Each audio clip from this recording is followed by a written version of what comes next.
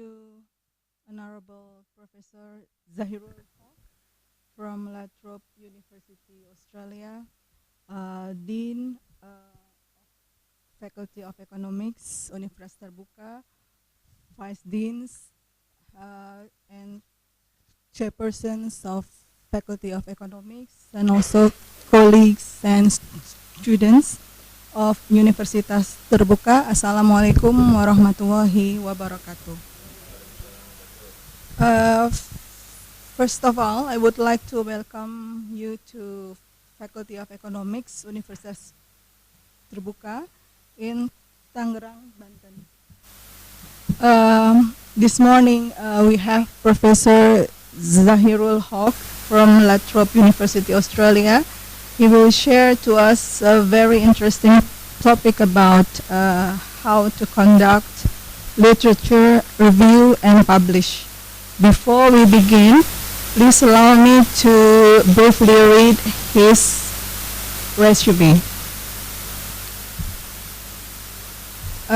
Professor Hoque is an established and reputed researcher in his field and has been continuously employed as a full-time professor of management accounting in public sector at La Trobe since December 2006.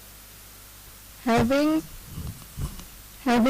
previously been professor and chair of accounting at Deakin University, Uh, Immediately prior to his appointment at La Trobe, he completed his 17 months long-term employment at La Trobe as the Associate Dean of um, Associate Dean of Research in the former Faculty of Law and Management, now College of Arts, Social Science and Commerce in June 2010.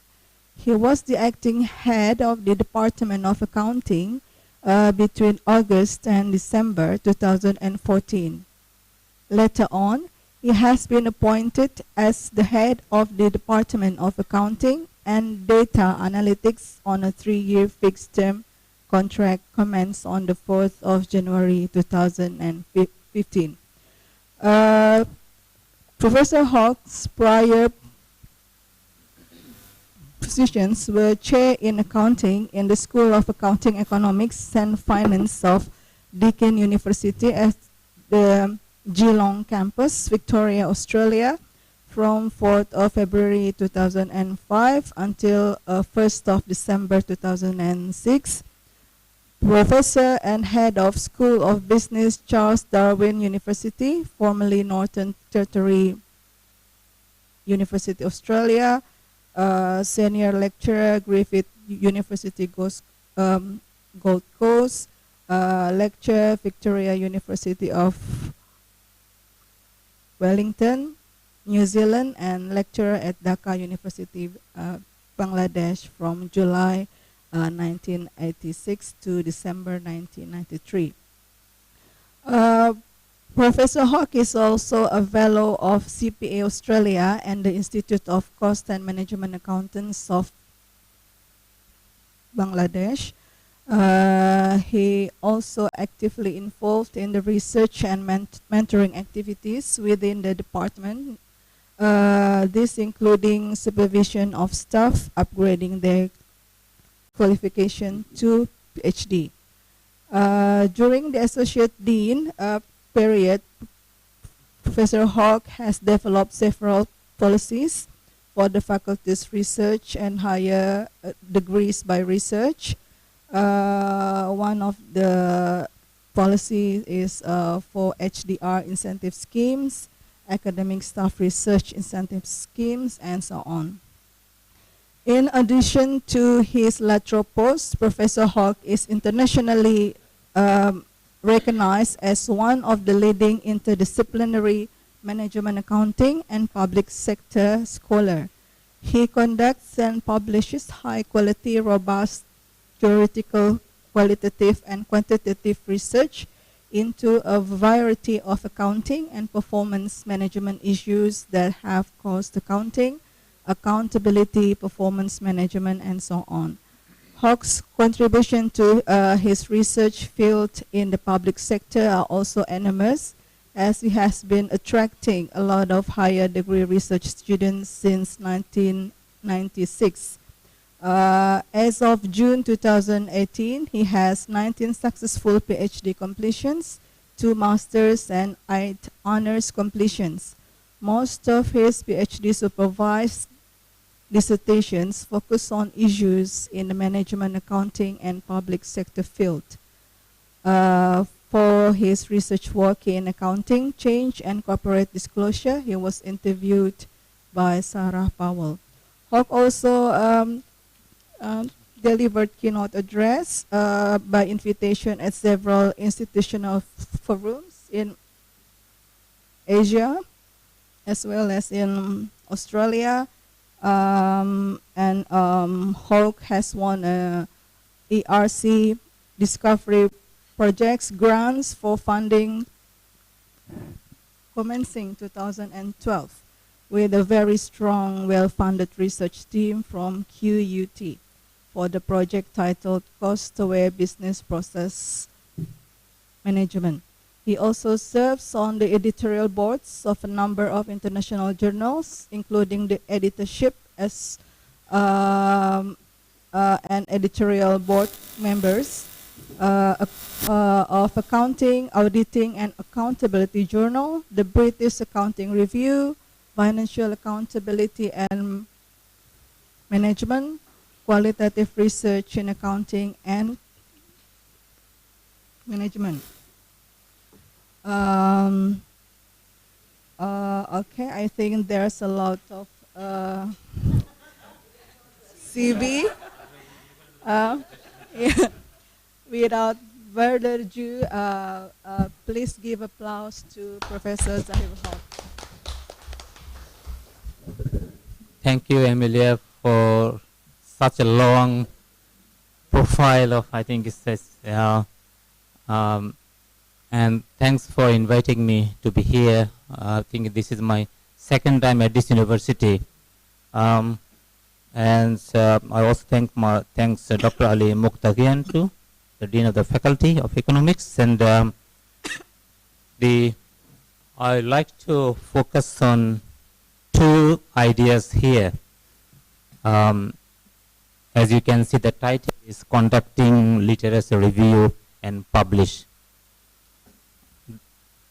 The word publish is very important because I like to say that when you conduct a literacy review, I think it's also what publishing, because if you can publish, then people would know how did you do this literacy review and then the topics.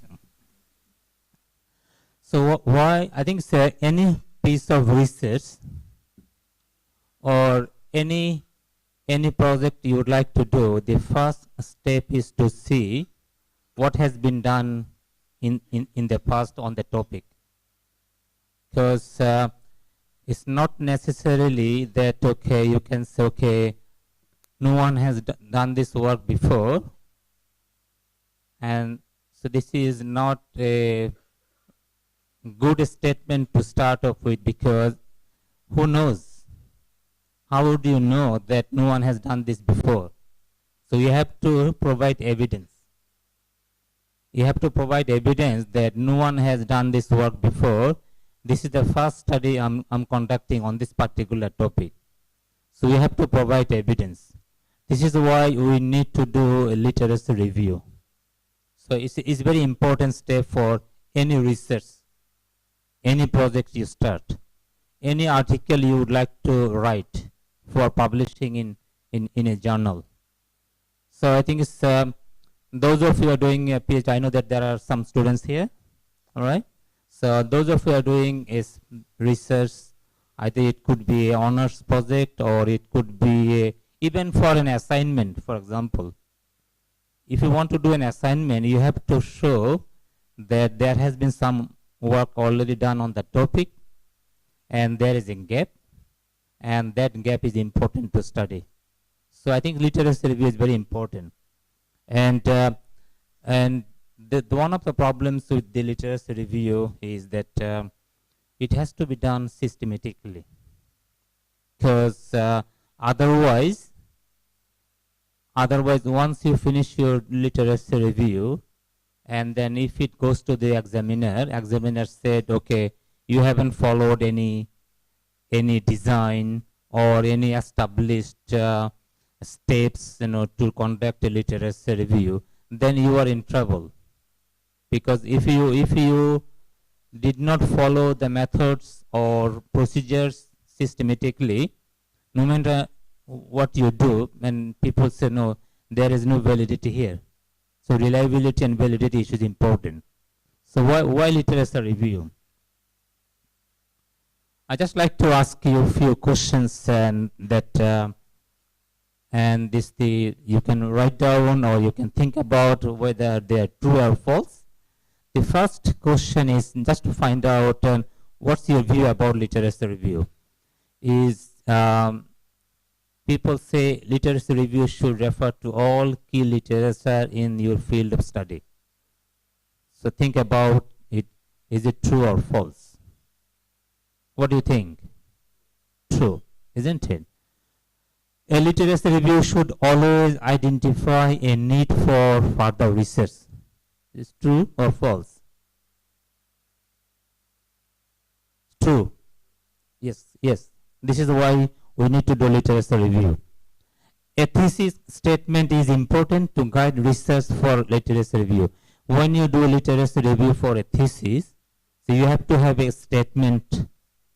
That statement is a statement of problem, statement of inquiry. So I think once you do have a statement, that statement is important to guide your research literacy, which is also true. A research question is important to guide research for a literacy review. What do you think? So people have sometimes a misconception, what is my research question? Because if you don't know your research question, then you cannot start off finding literature, or you cannot search for materials already published on the topic. So this is also true. The literature which is not related to research objective should be discarded. What do you think?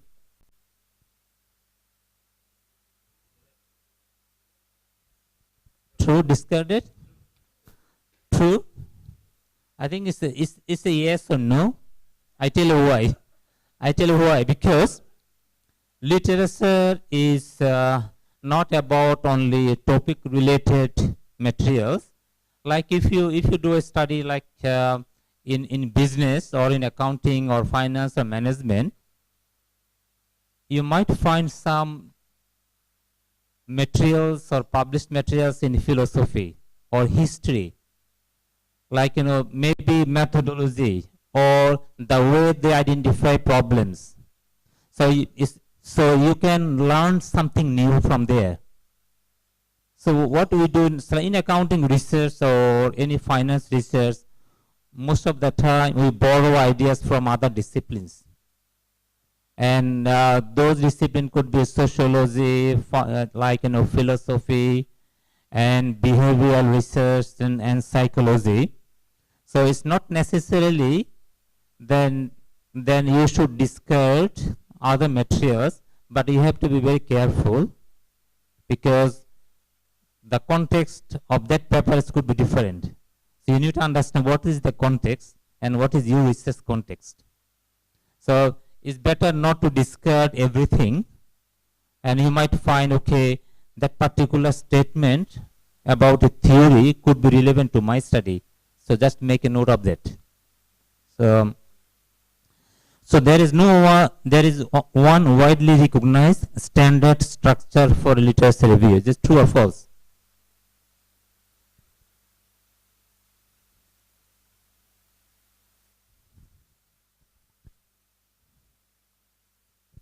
Is it true or false? False, yeah. There is no such thing, isn't it? Because there is not a single structure you can follow for literature review. All right, so I think it's there. Let's start off this. What is the literature review? Because we always say, okay, if you want to do a PhD or research, master's by research or honors thesis or any assignment, your supervisor, okay, go for a literature review. So a literature review is a presentation, classifications and evaluation of what other researchers have published on a particular subject.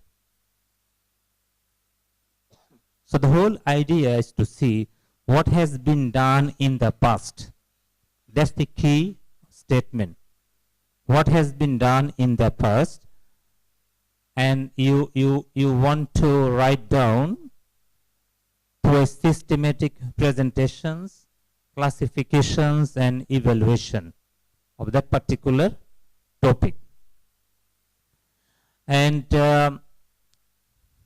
then second bullet point, as you can see, that a compilation of previous research and writing on a particular topic, providing a critical analysis of the research through summary, classifications, comparison and evaluation. So literature review is not what I see as an editor of a journal. When I see a paper submitted to my journal, then everyone try to write a section literature review. So literature review is not a list of research already done.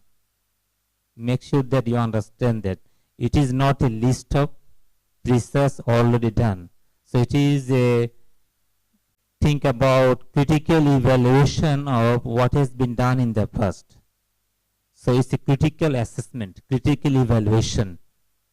So it's a long list of research done in the past is not a good literacy review. You have to identify the problems and issues with the previous research, and then you summarize them, you write a critical commentary then, and then you say, okay, there is a gap. So why we do a literacy review? To identify a gap in previous research. So there are a number of key questions to consider when you start off a literacy review. The first is, what is already known about this area? I think the first point you need to ask. That's really important. What is already known about this area? What concepts and theories are relevant? So the first question is about topic. And in contemporary research and publication, I know that Indonesia, Malaysia, and other developing countries, we have a tendency to see, okay, a particular study has been done in Australia. Let's see why we can do it here in Indonesia. So that is not enough. If you want to do, say, this is what we call a replication. So replication is not well accepted by many international journals unless there is a unique case there. So if you want to do study in the Indonesian context, following an Australian or US model or evidence, then you want to see how it is done here and what is going on here, then you have to justify why should international readers know about Indonesian findings. What is about Indonesian uniqueness? You might say culturally Indonesia is different, or you might say politically Indonesia is different. And if you say culturally and politically different, then you have to say why these two issues are important for your problems. The topic you are doing, why cultural and political issues are important. Are you trying to relate these two issues to your research problem? Then that's fine. Otherwise, and people would not like to see, okay, Indonesian or country-specific evidence is not well accepted unless you identify there is a problem there that needs to be identified, that needs to be addressed. And that will enhance our knowledge about particular topic. That's really important to justify. So in terms of topic, and then we talk about concepts and theories which are relevant. And the third point is about research method and strategies used in the previous research.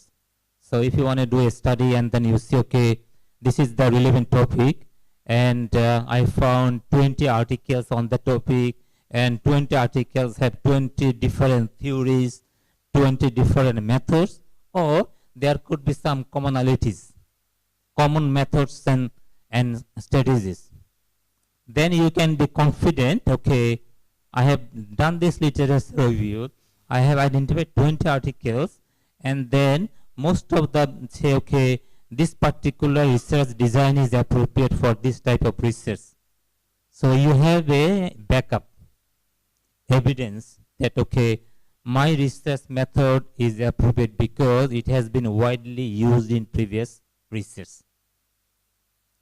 But if you want to show, I don't care about what other people have done, but this particular research design is most appropriate for my research topic, then it is innovative.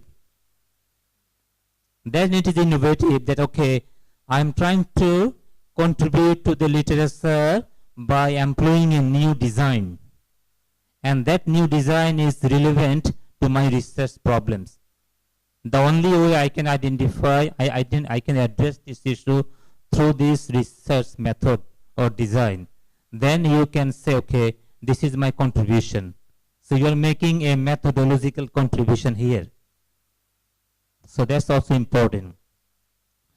And then the fourth point is, are there any controversies?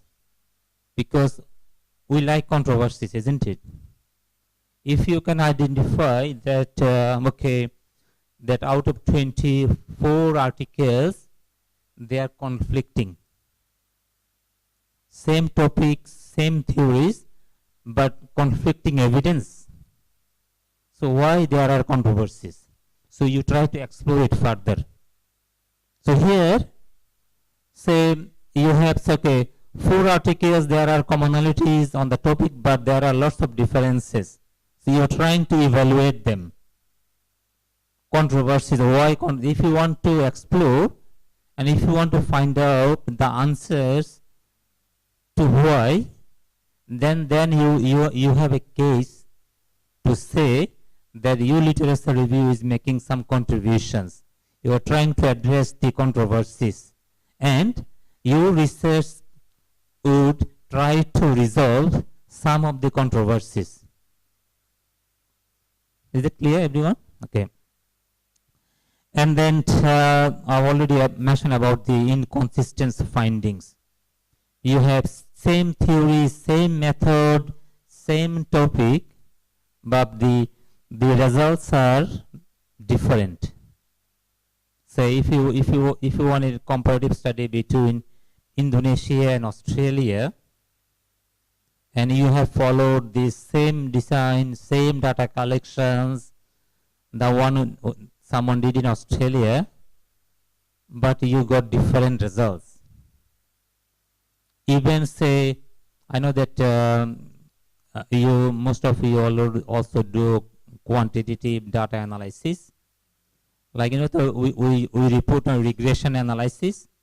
Then you say, okay, Australian study has reported positive association, but my study found negative association. So how do you explain this? So inconsistent results. So then you might to explore it further why there is an inconsistency. It could be methodological problems. It could be data collection errors. It could be analytical problems. So that also helps to find out from literature review. And the last but not least, are there unanswered questions? This is what we have to find out from literature review. Are there any unanswered questions? If there are unanswered questions, then you have a topic. Remember I said people don't like to see repetition. And people like to see something new, which has not been addressed previously. Now we want to see, okay, this is a new idea, new questions, which has not been solved before. So I want to explore it further. So this is, we need to think about it. So I think there are a number of references here that when we talk about literature review, the first thing is to find out, I already discussed about why do a literature review, and then the way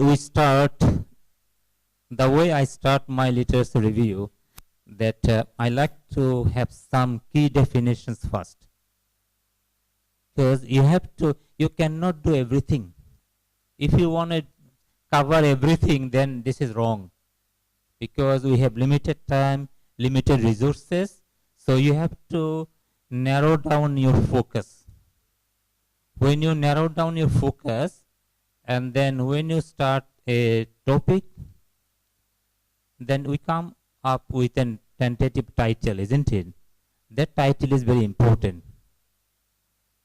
And if you have a 5 or 6 keywords in your title, if they are not self-explanatory, then you have to define them. This is what sometimes we make a mistake, we start with something, say in accounting, you don't assume that everyone would understand the definitions or the term you use, because in accounting or finance or economics we use lots of jargons and technical words. That technical words must be defined first and right up front.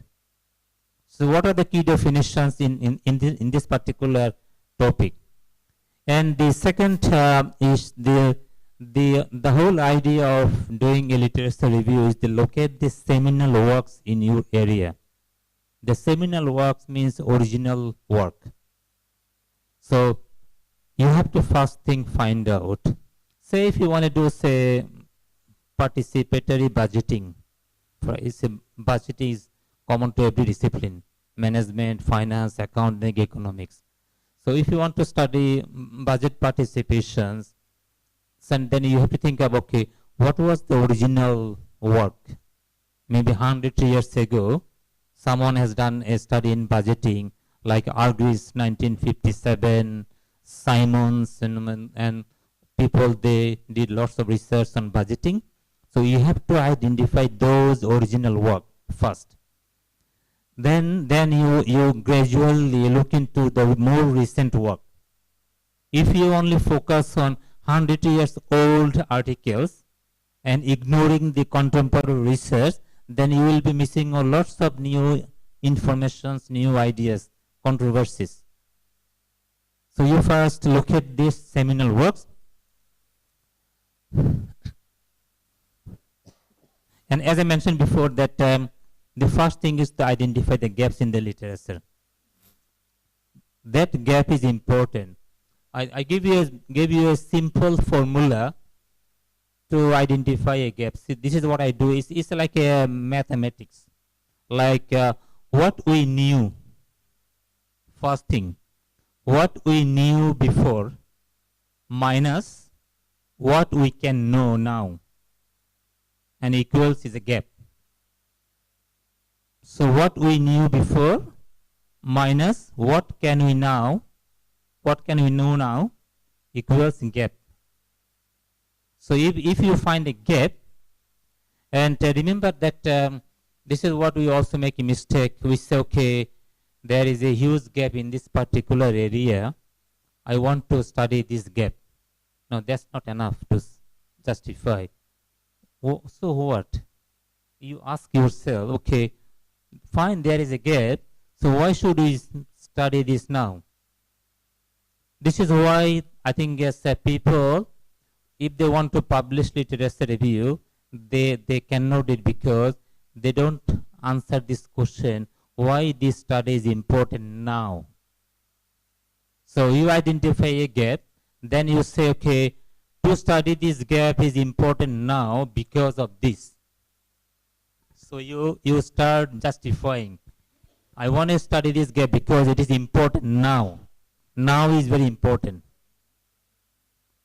So you might say, okay, this is a very relevant topic because we have now digital disruptions, machinery learnings, artificial intelligence. So we need to find out how we can solve this problem. And this is important for the community development. This is important for the socio-political reasons. And this is important in Indonesian context. So then you are safe. Then people say, okay, this person knows what is literacy review and what is a statement of the problems. So I tell you what, as you know that if you want to study or do a research or you want to do any projects, and the first thing is identify a question, research problem. So problem can be identified from literature review, that's the academic exercise. Problem can be also identified through problematization. It means through various medias, newspapers, contemporary issues, you can see you can listen news and problems. So you can say there is a problem in the society now in Indonesia, and there is a lot of media coverage, like say corruptions, for example, isn't it? So once you identify those problems from practice, then you can say, okay, This is a real problem, practical problem. You want to study how it can be solved through a systematic research and empirics. That is important.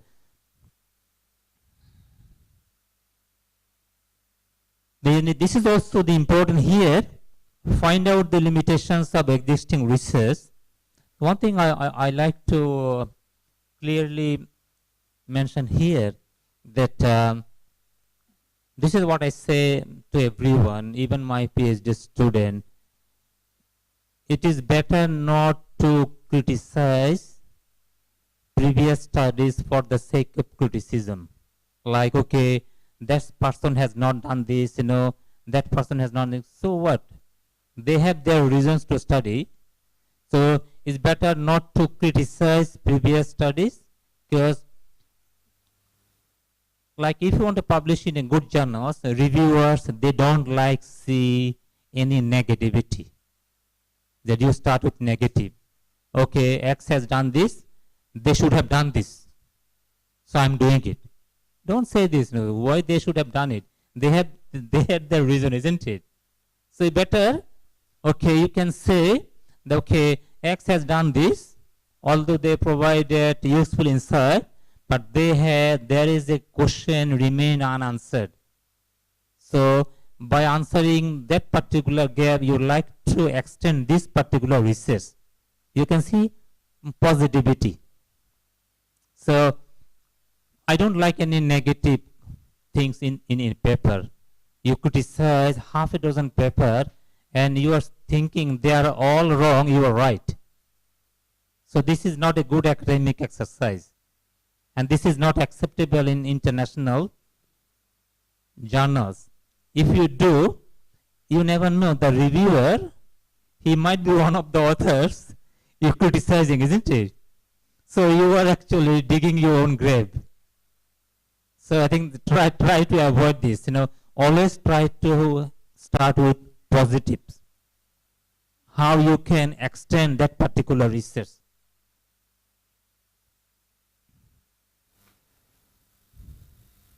So think about a good literacy review. A good literacy review demonstrates your knowledge of the existing research. I tell you what, I think if you write a literacy review, if I read the literacy review, I would be able to know whether you have demonstrated your knowledge in the particular area, or you just read the first 2 lines of the articles and then you said you have read the whole article and you start writing everything. No. Anyone can find out whether things you have written has in-depth understanding there. The way you write, the way you present will demonstrate that knowledge. So this is why I think there is no shortcut approach to literature review.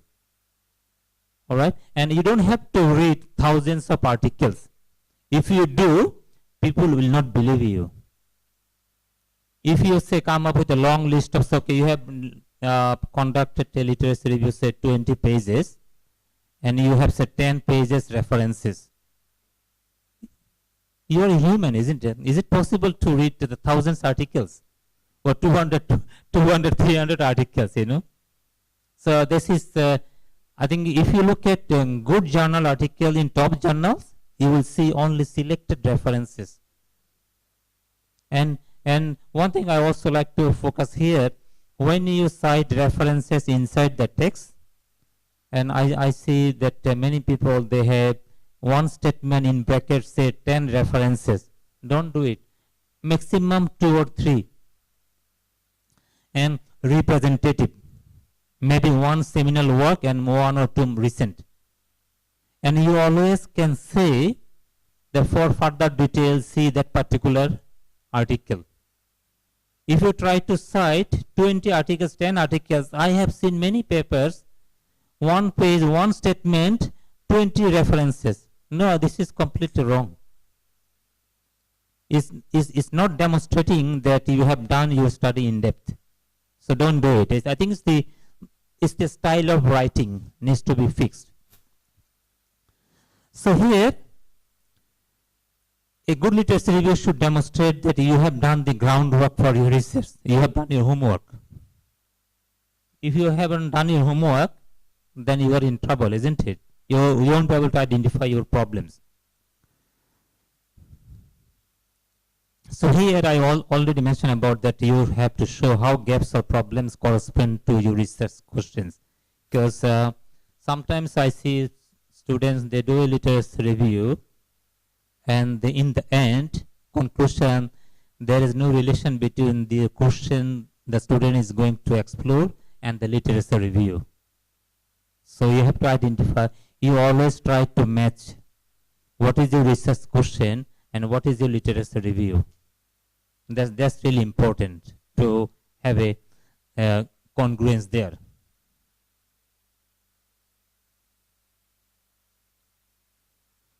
So here, a couple of issues I like to also explore. If you can look at here, that putting materials together which is not usually related, synthesized coherence is very important, isn't it? Because how you synthesize them, it's a skill you need to gradually develop. Remember I said it's not a list of articles published, it's about synthesizing, like having, like, cross-referencing, and then putting things together.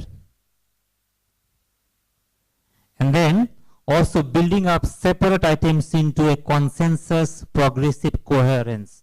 Like if you identify 10 articles and you have found that 3 articles have one common theme, another 2 have another common theme. So you progressively making some sort of coherence statement.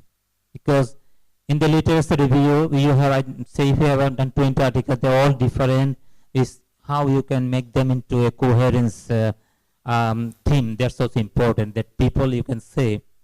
And I think it's what I say, long list of literacy review. When you write, if you write one sentence about common theme, then you cite references. Instead of say, okay, X has said this, Y has said this, and Z has said this, and no commonalities there, no conclusion. So you start off with one particular theme, then it's okay, a number of studies look into this issue. For example, X has said this, which has relevance to other research problems question. You finished. That's the progressive coherence. And you can also show a lot of related contributions but no overall agreement. And you will find that 20 articles, they talk about the same topic, same thing, but there is no agreement. So you should also identify that element. Okay, you have found 4 articles, same topic, same theory, same method, but they are not consensus. So there must be something there, isn't it? And here also, as I also discussed here, developing a new perspectives. So when you do a literacy review again, so that could be your significant contribution, whether you can develop a new perspective there. Tips, I think that tips is also very important for you to look at. Look at the bibliography of highly relevant articles. A good article draw on other relevant and seminal studies. I think some people, they like to start off with a very recent article, and that recent article has lots of references from previous studies and contemporary studies. So you can start off with this particular article, then you can slowly build up your bibliography or references based on that article. So then you explore those articles in your study. So ask yourself questions about what you read, its value to your topic. Do not just read and leave it. Every time you read an article, think about, does it add value to my topic? You have to ask this question. If you do this systematically, then you will end up with lots of interesting material in your writing. And the methods used, and think about the methods used and whether you can follow that particular method or that methods are relevant to your topic. And conclusions offered. What are the conclusions offered? A good conclusion should draw on previous studies, their own studies, and the implications for future research. This is where you can find a gap. So a good article always point out something needs to be done in the future. And they also explain how you can do it. So it is a starting point, okay, that you can say, okay, someone has argued for this particular research because it is important to study now. Then you can start off with this, so you have a backup. And then also find research questions, perhaps because what you read indicates contention. Be selective, read for relevance, but don't stop reading. I think it's, as I said, you have to be very selective. And always try to find for relevance. That otherwise you will be wasting your time, isn't it? If you think, oh, okay, I think it's not relevant to my study. So let me tell you that there are two dominant approaches to conducting a literacy review. And you have to choose which one you have to follow when you conduct your literacy review. And two has different objectives. The first one is a systematic approach. A systematic approach is a very comprehensive, time-consuming. If you are doing a PhD or master's by research or thesis, you should do a systematic review. A systematic review has some guidelines to follow. So here is very extensive search for the specific research field, grouping of sources into categories, and giving a step-by-step report. And so I have done a literacy review which has been published in 2014 in the British Accounting Review on balanced scorecard. And you can see I've done a step-by-step data collections, data analysis, lots of tables and frequency distributions, and then discussions and the conclusions and remarks for future research. So that's the systematic review. You have to follow some guidelines. The second is a narrative approach. But a narrative approach is very highly sophisticated way of presenting your materials. I would not recommend to a person who has never any study. Basically, experienced people, they go for this approach because it's all about writing and writing critically, using themes and having some discourse and narrative analysis. So it's a very demanding job. But if you are confident enough that you have that skills, then you go for narrative or thematic analysis, like, okay, you identify 10 articles, you are not doing any systematic, you have read them and you start writing them. Critically evaluate those articles without any classifications, without going any step by step. So it's a critical. As I said, some students, they are very genius. They can go for directly narrative or thematic approach. So here, comparing the two approaches, and the systematic one is, as you know, then in academia we say we have two groups of people. One group is positivist, one is non-positivist. positivists always like quantification, very objective, and non-positivists, they like narratives and interpretations and sociological perspectives. So systematic is positivist in highly quantitative focus, and theory informs the search, and synthesis is the research goal. So we do a system, what we call it, scientific approach. That's the scientific approach. And the other one is very interpretivist. It has quality focus. Theory emerges from the search. Identifying the discourses is the research goal. You can see they are significantly different. So one is heavily sociology based approach, one is non-sociology based approach. Now, so you have done the data collection. Now how to structure the whole literature review? That's really important. So here, what I call is it's a funneling, like, start at the general level before narrowing. So what you do, you start off with a general research question, and then narrow down. And secondly, you do a brief overview of key ideas.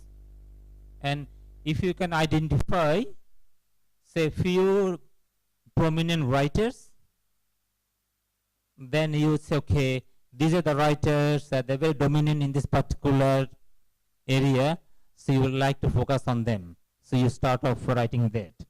Summarize, compare, and contrast the work of the key writers, then narrow down to highlight the most relevant material for your research. And then you provide detailed account of this work and highlight issues where research will provide new insight. And then you have a section, what we call it, structure of the paper. So this is what we call it, is like in an academic literature, logical flow. Most papers, they did not go through review process because they are not logically flowed.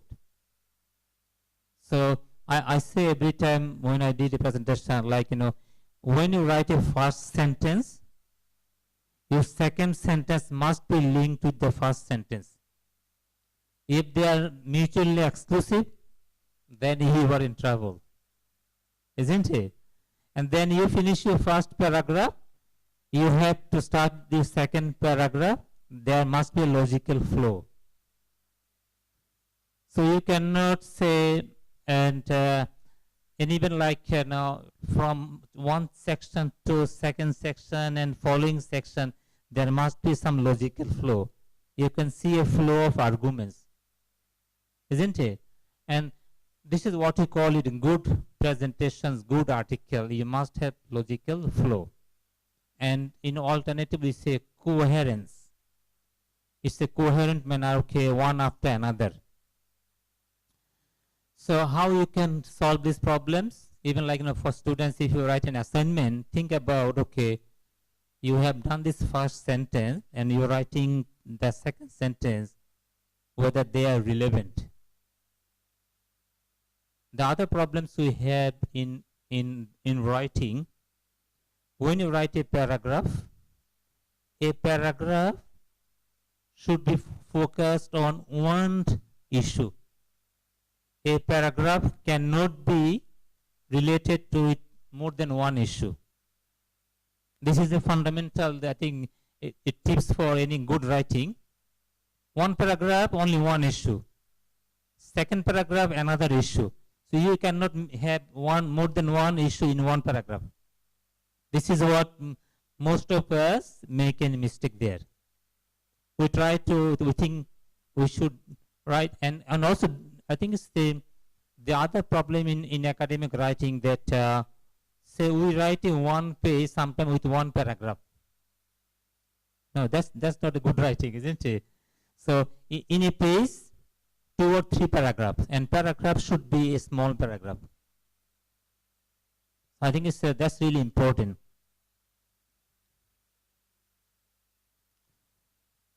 So here, there are the other helpful hints I like to say here, that when you read an abstract, take it as a first step. If I think abstract should be I think it should contain the key messages of the paper.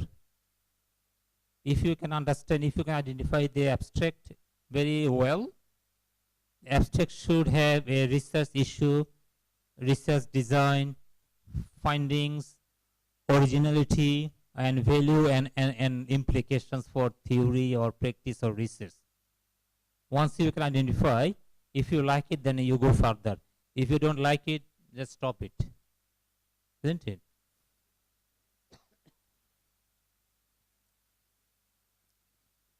Here, other thing is like when I think is most of the time what we do, we start reading a paper and then we don't make any notes. When I say make notes, means we don't write anything. What we do is some people, they just highlight in the paper. That's okay. I have read it and I highlight it. Maybe tomorrow or day after tomorrow, I'll write up. But you already forgot, isn't it? So what you have to do, this is what I do. When I read a paragraph, is if I see I like some ideas there, I start write up.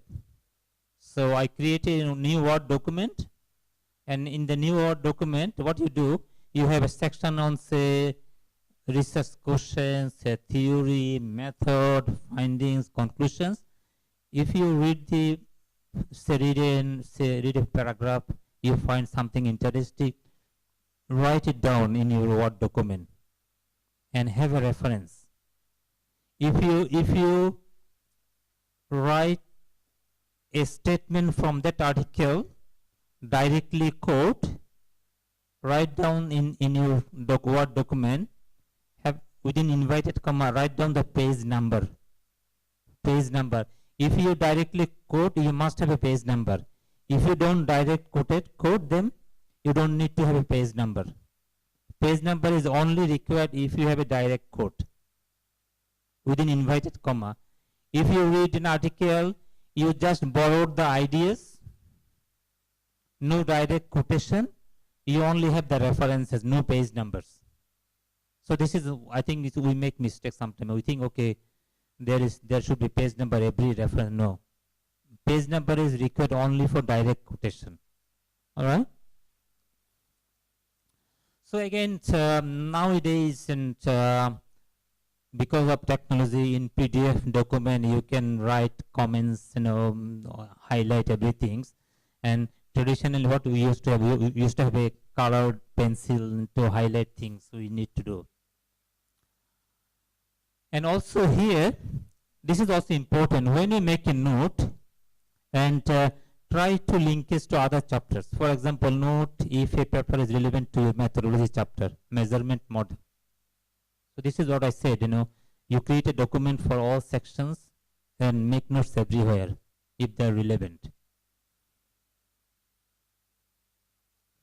And then, so you have done your homework, then you start looking into literature review, then you start your searching. And the first starting point is, okay, we always start with Google, isn't it? Google search. Again, remember, this is also a methodological issue. Whatever you do, you write down in your method chapter. I think it's the people like to see your honesty and transparency. Because if you don't do it systematically, then the moment you finish your literacy review, and then you said, okay, I have done a search through Google Scholar, and I have identified 100 articles, but you haven't told us how did you do this. You might say, okay, you start with the keywords.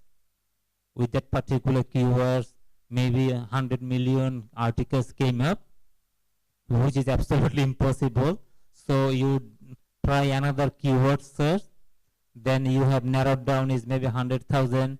No, you're still not getting. Then you have used a third keyword, then now it came down to say 100 articles. And you looked at those 100 articles, out of hundreds you found only 20 relevant. You were safe. Methodologically, you told the reader everything you did. If you don't do this, then they will ask questions. How did you do it?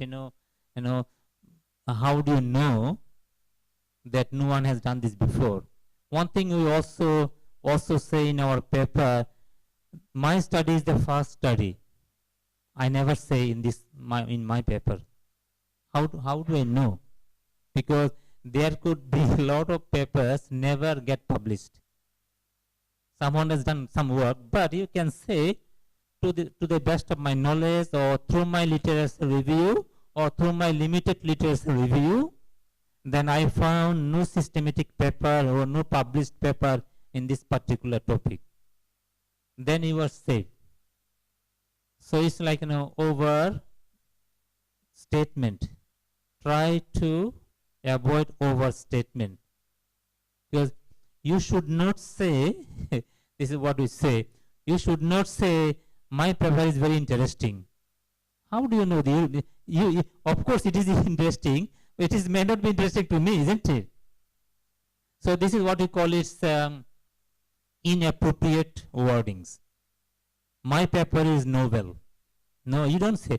Let the reader find out whether it is interesting or novel.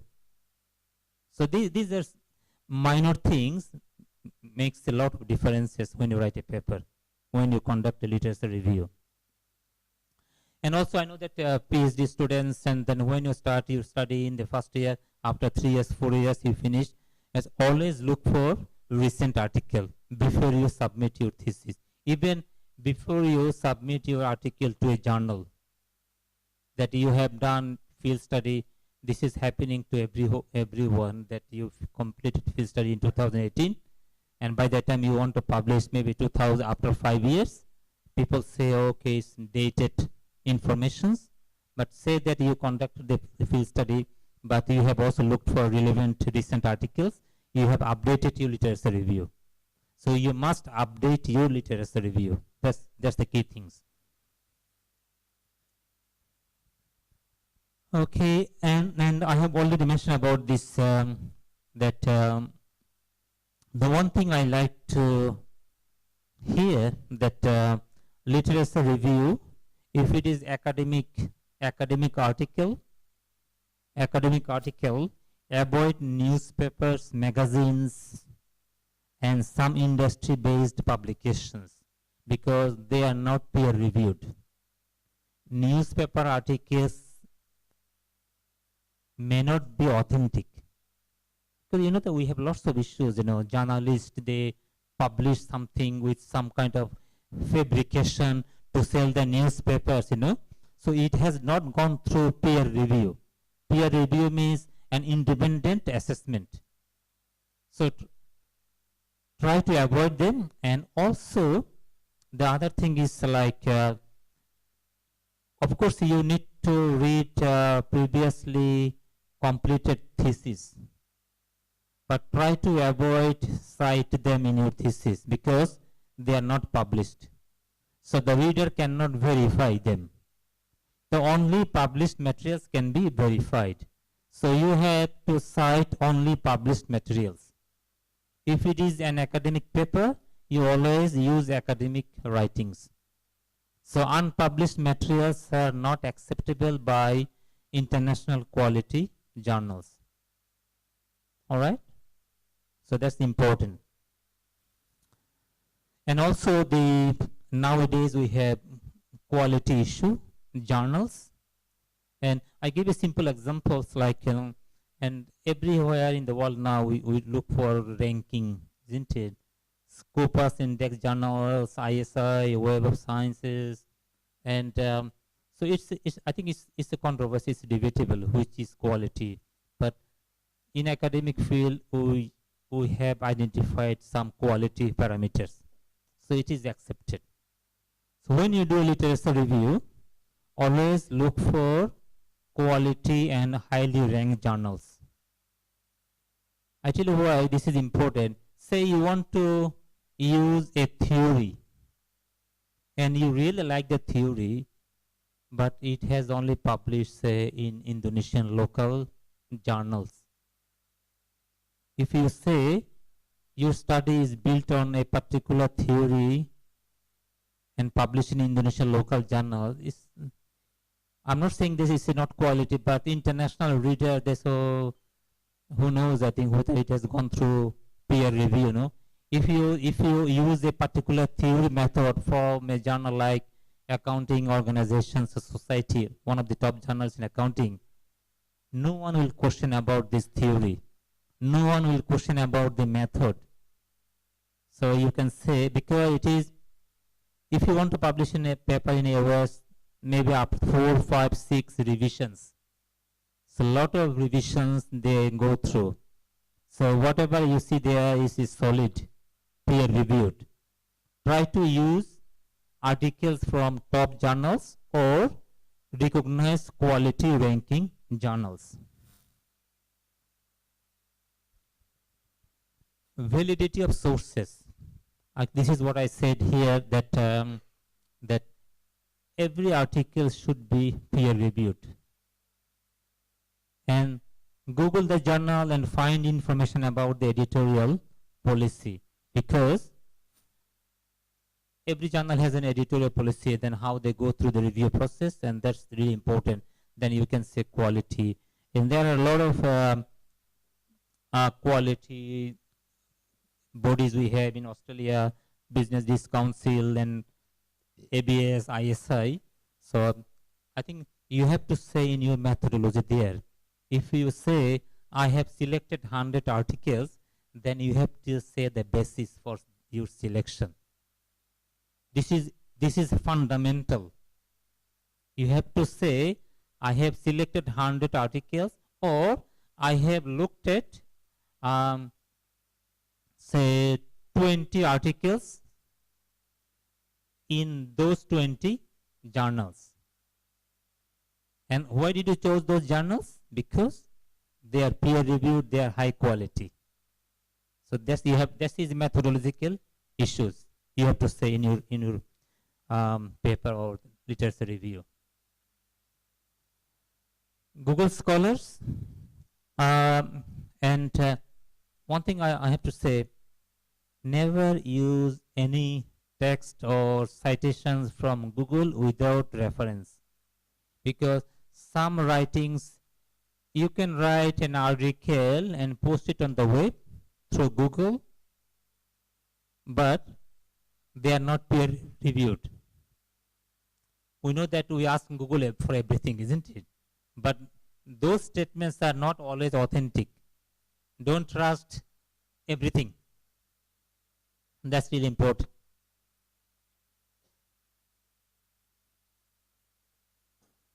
I know that Google makes our life very easier, isn't it?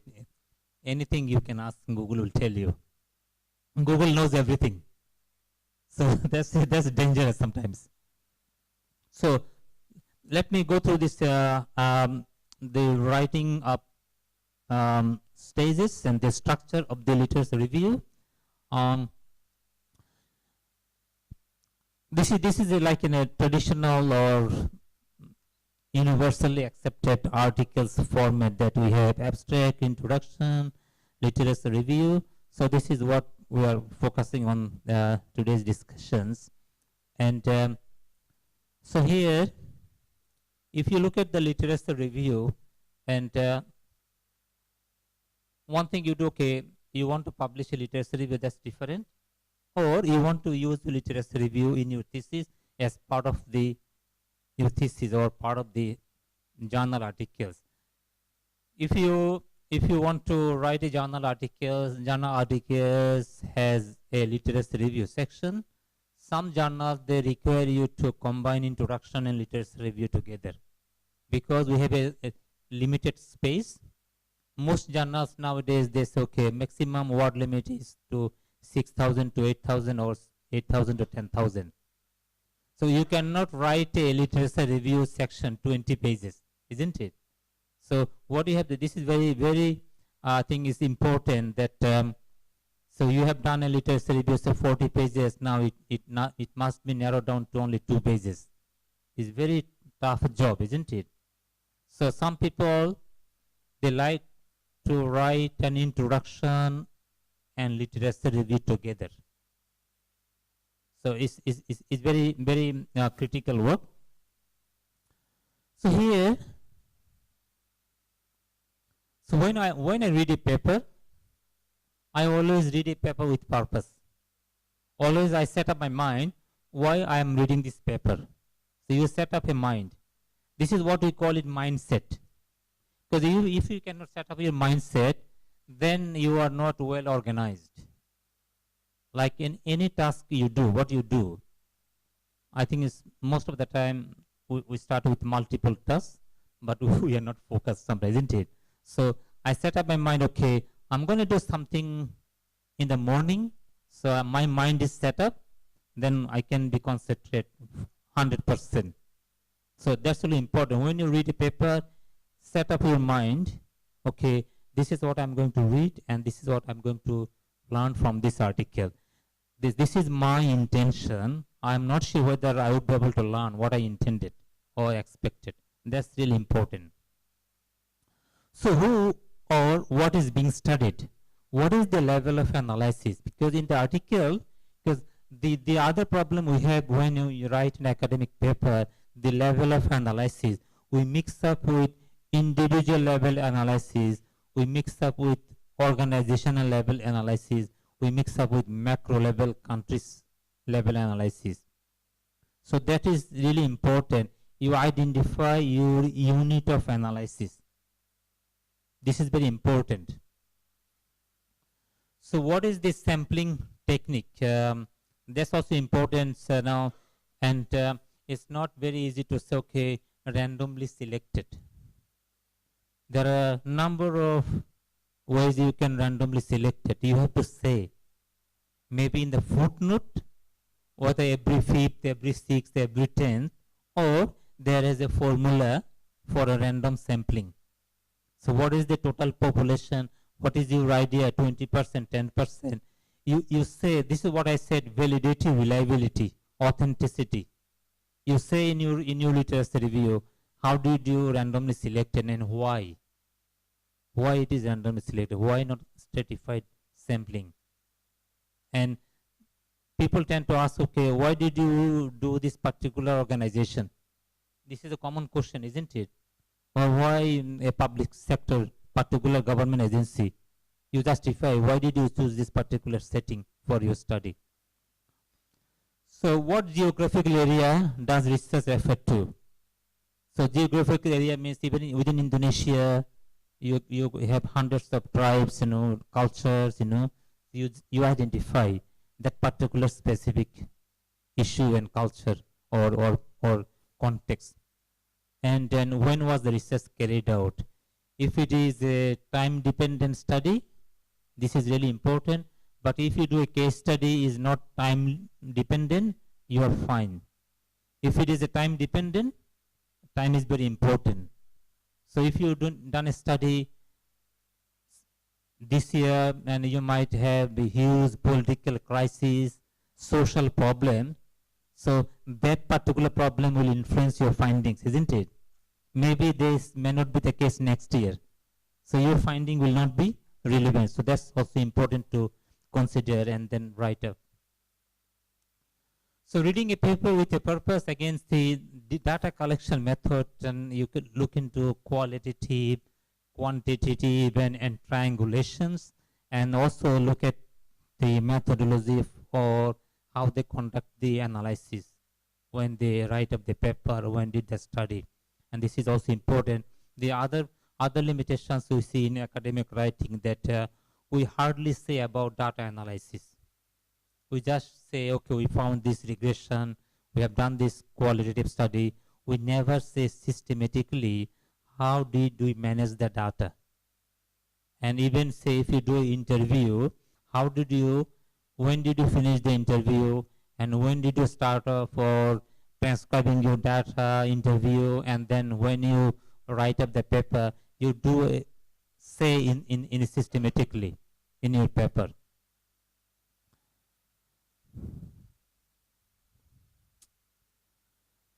Now this, let me focus on my third idea here. Developing your research question is very, very tough. And students always ask me, okay, and I always also find it difficult to write down my research question. This is very important because the your research question drives your research. So how do you develop your research question?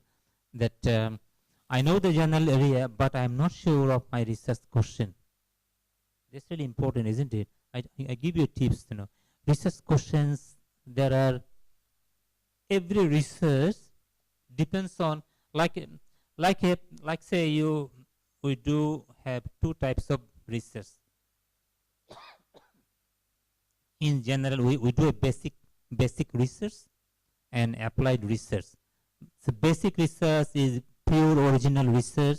You try to develop new knowledge with new methods, new techniques. And that's the basic research.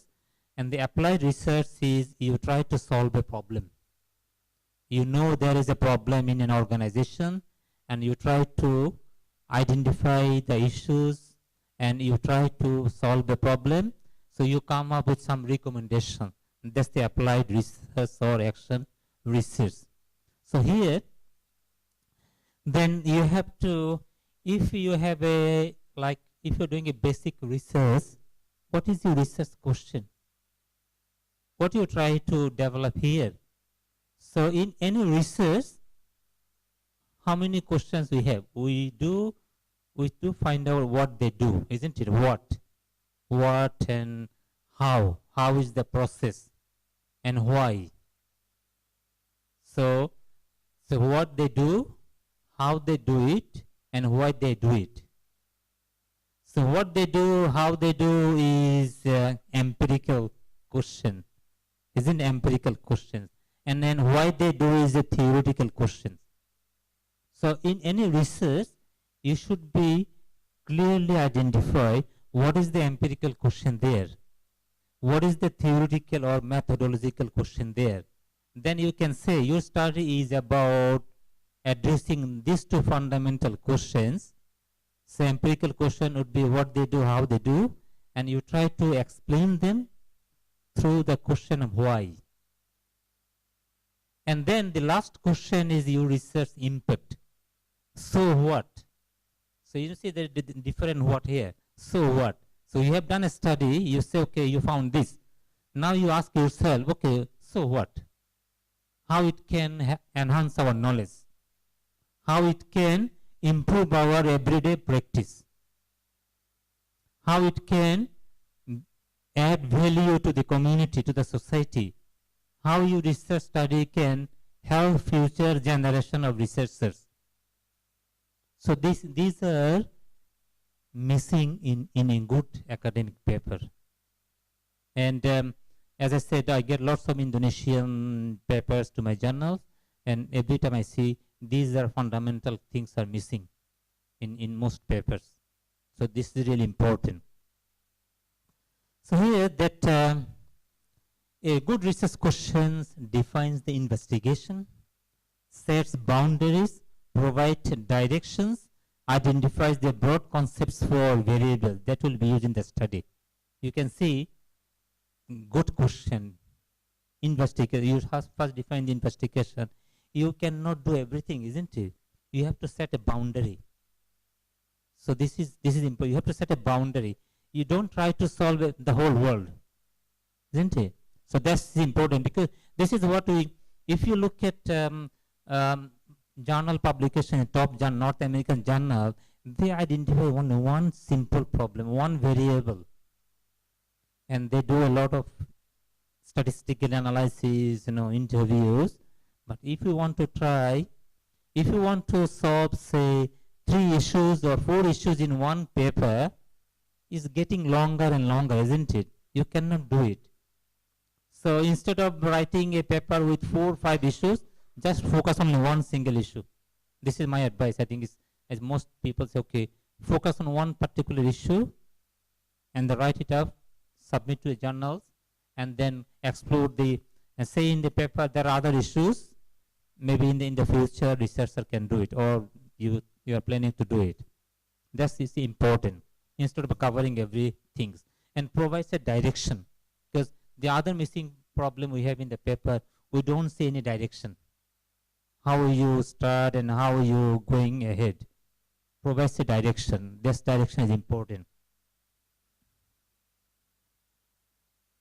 So defining your topic is challenging. To generate a research topic, you can hone in on your passions and use your curiosity, look for inspirations, develop right brain skills such as concept mapping.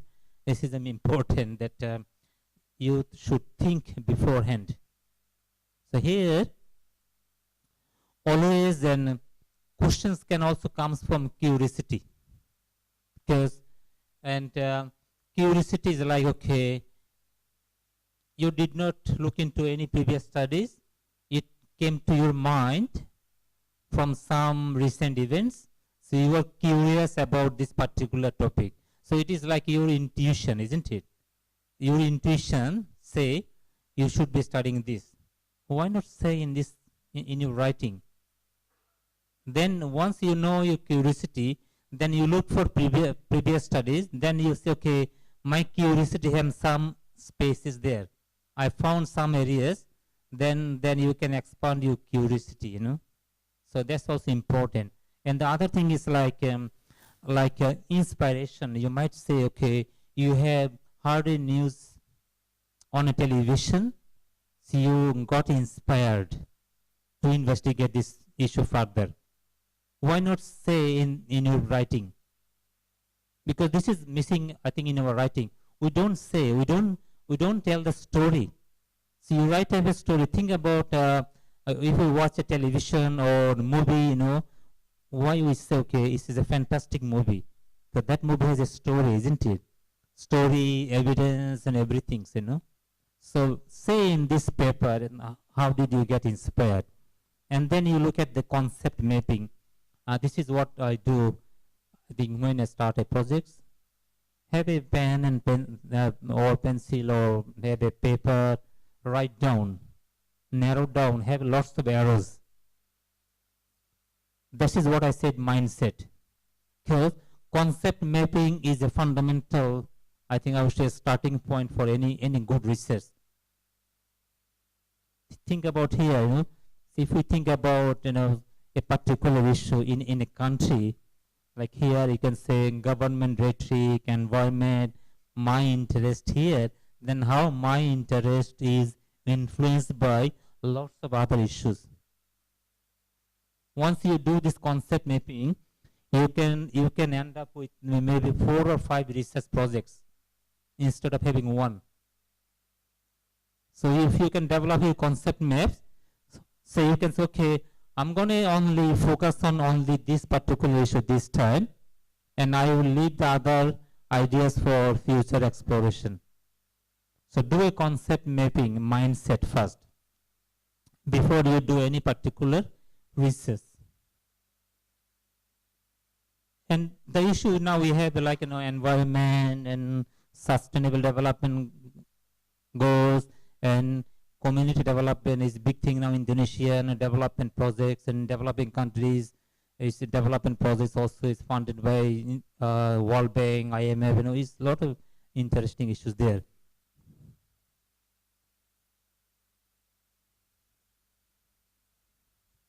So from interesting topics to research questions, and then so you can also, what I say is a contextualize your research from your personal experience. This is also important. Contextualize your research from your personal experience, or contextualize your research from a previous theory and also observations. So you can observe a particular society, then you can say, okay, I can observe this is now very disturbing in our community. So why not I explore it further?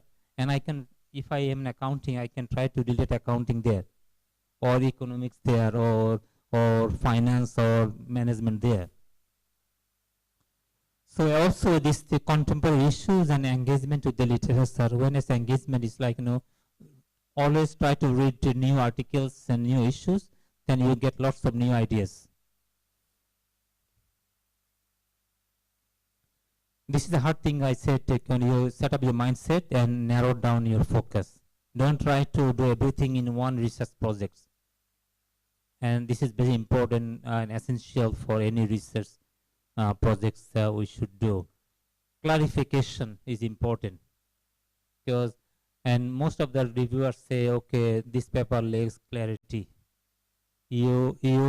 What you say in your statement is not clear, unclear. So unclear means that whatever you have written, the readers or the reviewer did not understand. And you might say, okay, this is not my problem, this is his or her problem because he didn't understand my writing. No, it's your problem, it's my problem. If I cannot convince the others through my writing, I would say my writing has a problem, not someone's problem. So write in a plain language, that's really important. Nowadays, and most journal articles, they like to see very plain English. And people don't like any wording that they have to go through dictionaries to find out the meaning. Plain language is very important. And also, clarity is always important, that if you write a short and simple sentence, instead of having we have a tendency to write a long sentence, one paragraph, semicolon, colon, comma, full stop, in bracket.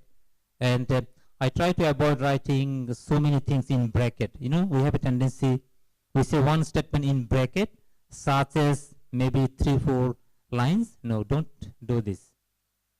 So this is not a clarity. So we have how we develop our research questions, we have readings, then that leads to ideas, then we have research question, then we go for methods, or alternatively we go for ideas, then method, then research questions. So it depends on individual research projects and ideas. So I'm going to give you some examples then how people write a statement. These are from our honors thesis or master's or PhD thesis, and so the statement is could be in a number of forms, and so there is a difference between statement and research question. So your statement can lead to a research question. So here, the one simple research question is what family conflict will be negatively related to job satisfactions? So this is a simple quantitative statement about work family conflict and job related satisfaction. So this is a hypothesis, and then look at the research question, how you can formulate a research question. And I think is again, good articles always have research question. So what you do in your writing, you can say, okay, my research objective is this and that, but when you finish the introductions or literature review, always try to come up with a or couple of research questions. So this is a good writing style. So here, so this question, does work intensification lead to higher stress level amongst Australian management academics, for example? So don't take it only management, just an example. So here, so you have a research question, then you have research statement. This research will examine how home workers manage their working time and their domestic duties. So you can say we always try to do things very clearly. Don't get confused with statement, questions, and the objectives. Every I think idea is quite different.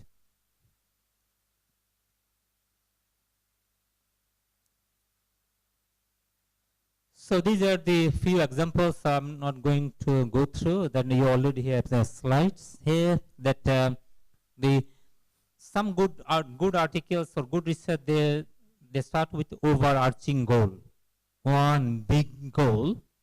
Underneath they have sub goals. So you can have a big and overarching goal. Then you can say, okay, to achieve those goals, there needs to be done this. So you come up with some sub goals.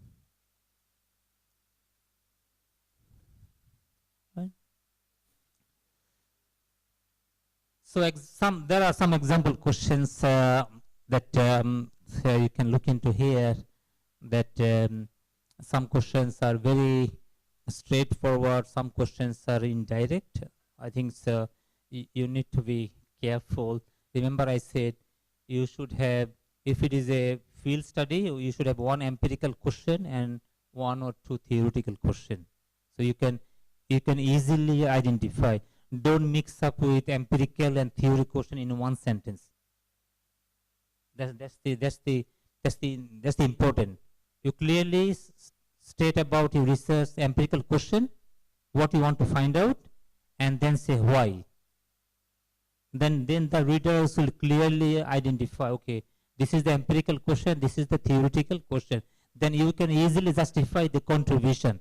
One is contribution, empirical contribution, other is theoretical contribution. If you want to make a methodological contribution, you have another question. All right? Now, I think it's there, so maybe another 5-10 minutes. So how to publish it? That's really important, because I always encourage my students to publish their literacy review. And most of my students, they publish their literacy review. The challenging task. If you want to publish your literacy review in a good journal, is very tough job. It has to be very solid work. It has to be theoretically built in. It has to be fundamentally problematized, built on established research methods and tools. So what editors and reviewers look for? If you look for any article, the reviewers, the editors, they look for originality. Remember I said, I don't want to see, okay, someone has done it, I'm doing it here. No. If you have justified. And if you do a particular new topic, then that's your originality, isn't it? Like, the article I have done in 2000 in Journal of Management Accounting Research, Balance Scorecard. So in 1992, Robert Kaplan introduced Balance Scorecard, and then the study I have done in Australia in 1996, the first study outside US. It's a new topic. It's originality. So I've got around maybe 2,000 citation already for that particular paper. Because if someone wants to do a Balance Scorecard, they must cite my paper. So originality is important. That look for originality. Relevance to an extension of existing knowledge. If you say, okay, your study is relevant to that particular field, that's fine. Then you say how you can extend to the existing literature through your study. And you clearly say that. Not only just say, okay, by doing this study, I'm extending. No, that's not enough. You have to say how your study will enhance our knowledge. Maybe you can say understanding this issue would contribute to the existing knowledge. That's important, isn't it? Doing a study is not a contribution, remember. You need to understand. Doing a study is not a contribution. And outcomes of this study is a contribution. So you remember here, input, output, and outcomes. So doing a study is output. So outcome is your contribution.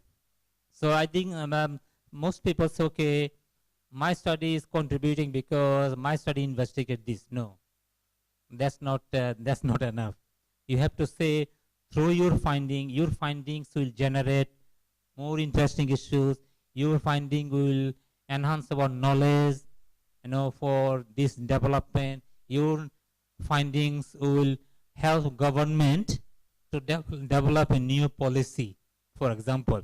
These are the outcomes. Or you can say your findings will promote sustainable development goals in this particular field. These are the outcomes. So these are the originality and contributions. And research methodology.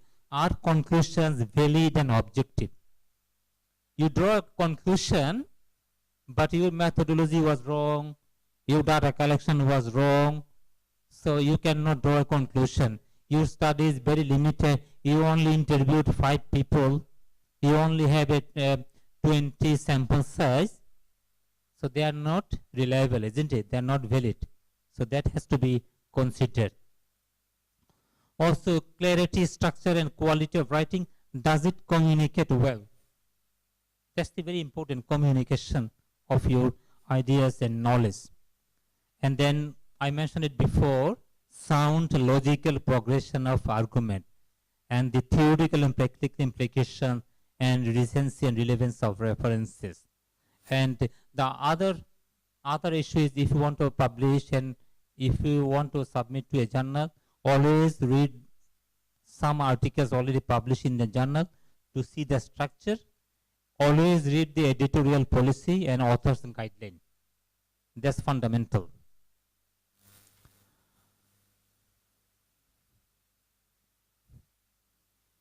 So here, this is my last slide. So I want to finish, give you these tips when you think about in a paper.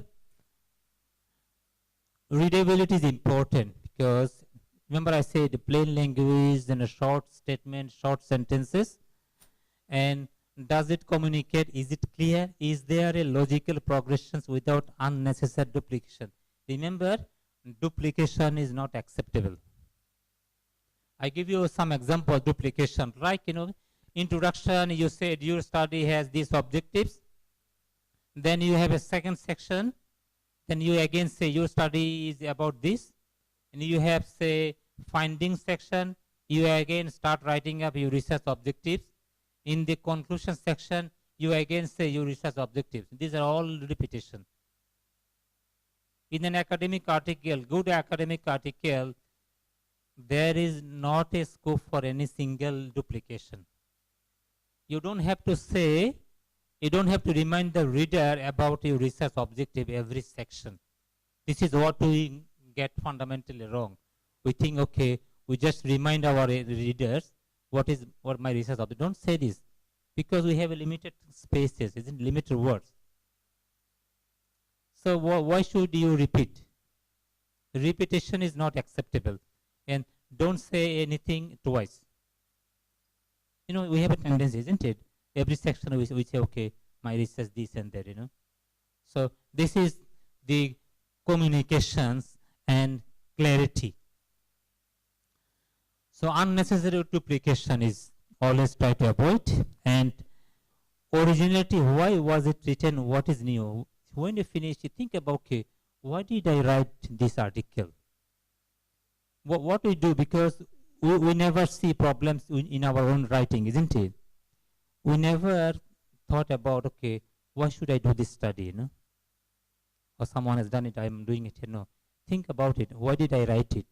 Why it is important? Why should someone read my paper? If you don't understand, if you don't like your own paper, how do you expect that someone would like your paper, isn't it? So that's really important. So credibility is important. Are the conclusions valid? Is the methodology robust? Can it be replicated? Is it honest? Don't hide any limitations of the research, you will be found out. And again, when I say limitations and replication means like, you have done a study here in Indonesia. Yes, Indonesia is a unique case and culture. And if it cannot be replicated by someone in other settings, this is not a good research. You have to say, okay, your study can, or your model can be applied to any country, any setting in the world. So people can use your model. So this is how you are making impact to the literature, to the community, isn't it? And always try to be honest, like, be ethical, because if you hide anything, the reviewers will find out.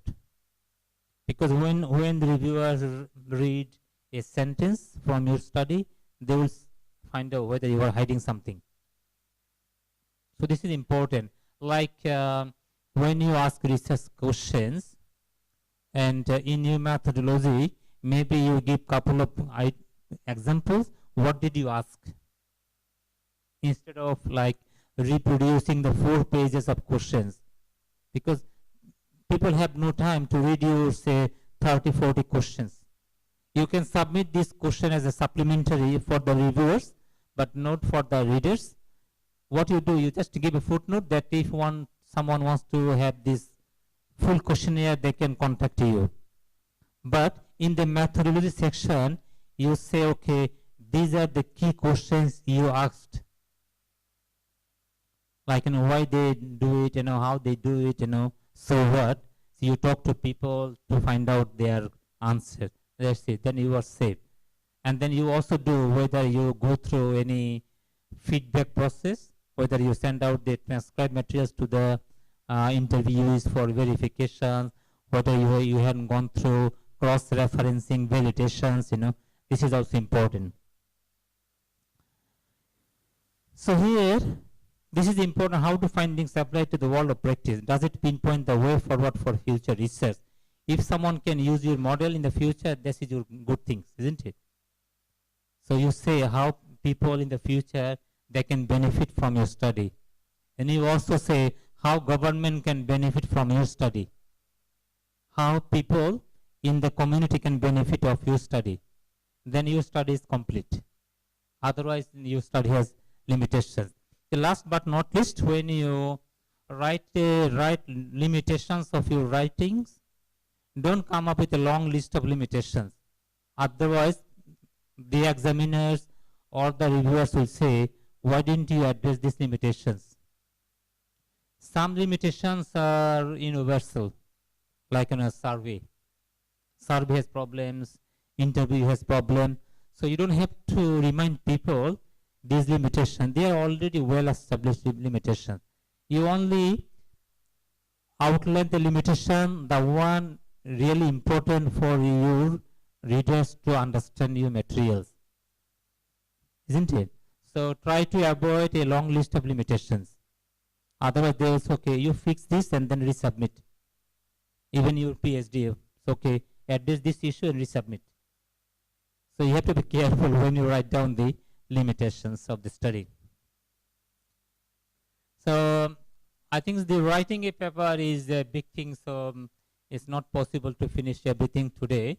It's, there could be a number of sessions, in writing up thesis or writing a papers. But I just wanted to give you some tips that you can think of it, when you develop your literature review, when you write up your thesis. And I hope that you find the topics interesting. And if you have any questions or any issue, just you can email me. Always happy to help you. Thank you.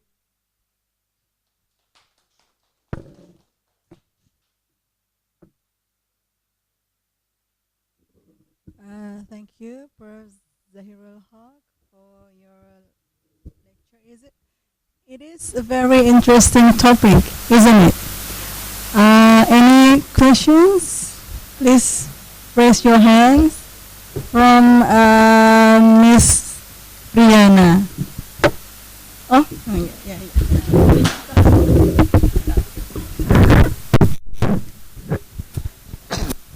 Thank you, Prof. Hoque. Thank you. This is very interesting topics. Actually, I have some questions. First, when when I starting my literature review,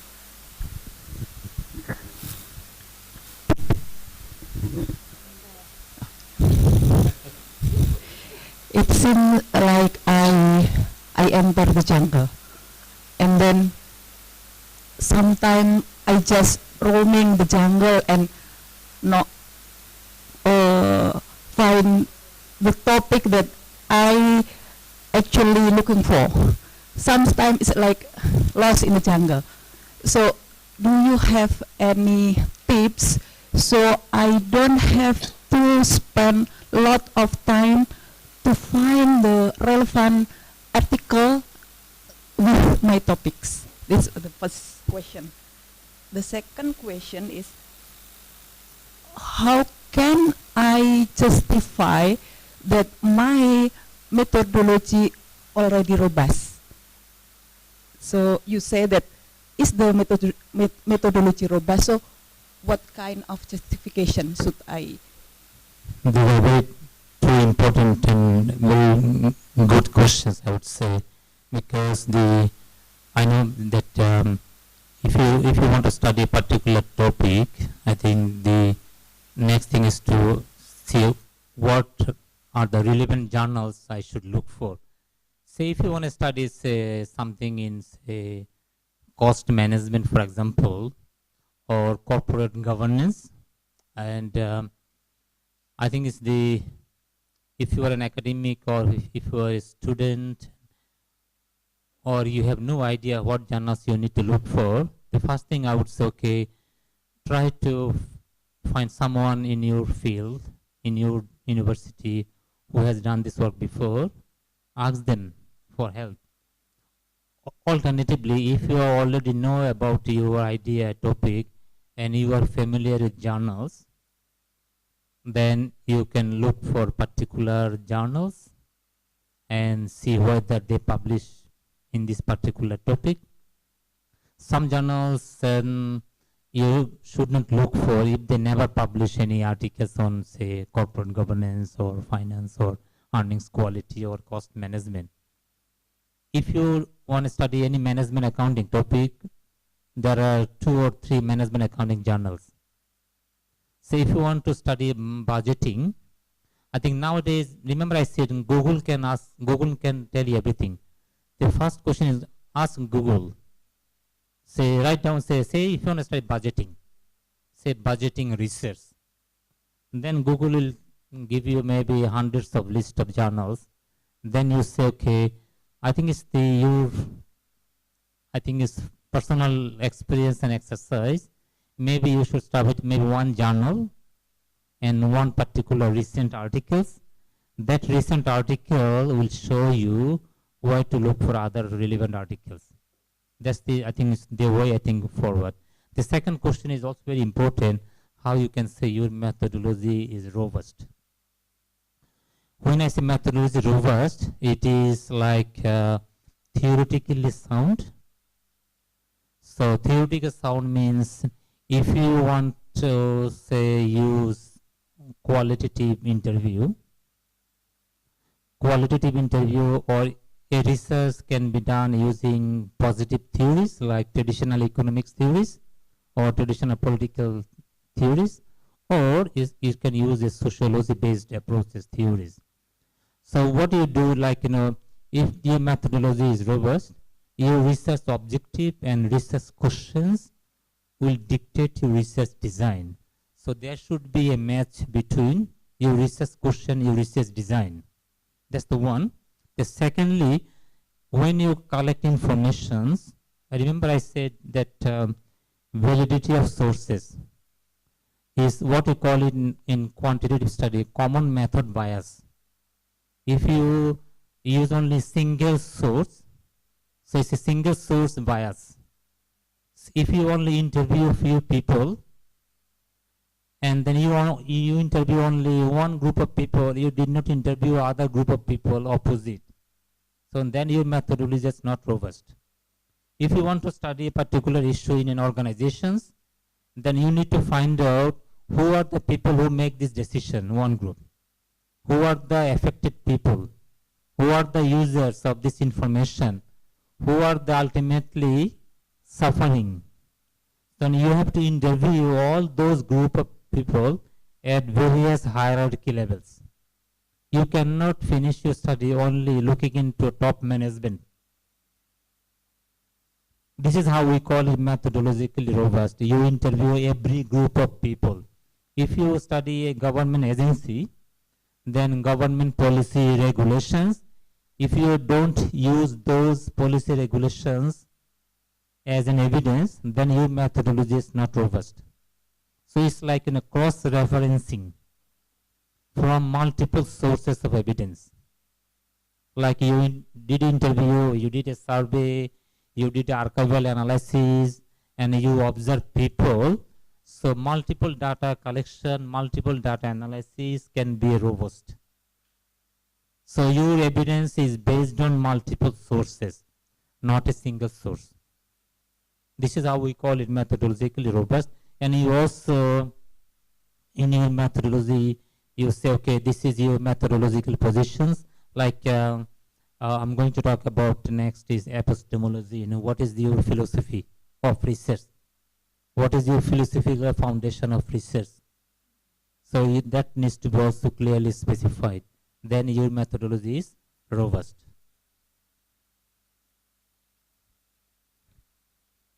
All right.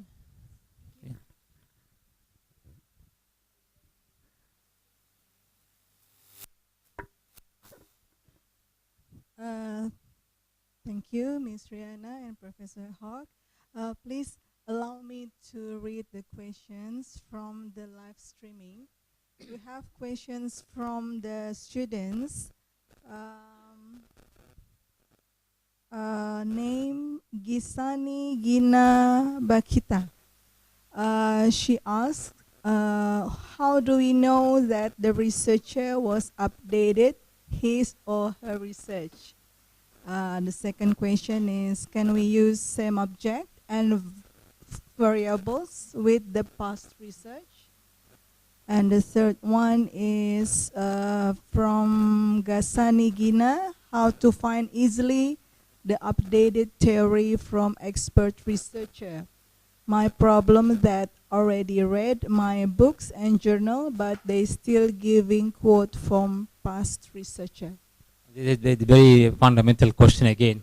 Like, you know, how do you know that your research is very updated? I think the citations you use in your research. Say if you say studied something last year in 2018, and then all your references, citations say until say 2000.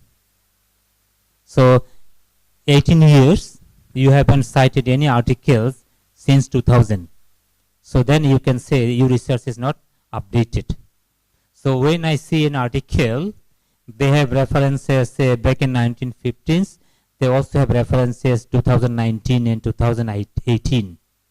Then I can say, okay, this particular person has read recent article as well. So this is how you have to update. If you finish your study maybe 5 years ago, now you are trying to write an article, but this is not an excuse that you study finished 5 years ago. But to write an article now, you have to cite contemporary or more recent article as well. That's the recent. The other thing is like the second question was whether you can use someone's objectives, past objectives. Yes, I think this is about replication. Replication, by definition, replication is you follow everything someone has done in the past and you try to do the same study in the different settings. So objective can be the same, methodology should be the same, otherwise you cannot be said that it is replicated. So you can use past studies objective, but you have to, if you do it in a different setting, you have to reframe your question. Okay, I'm going to look at this Indonesian context. All right, so that needs to be done. And the third question was,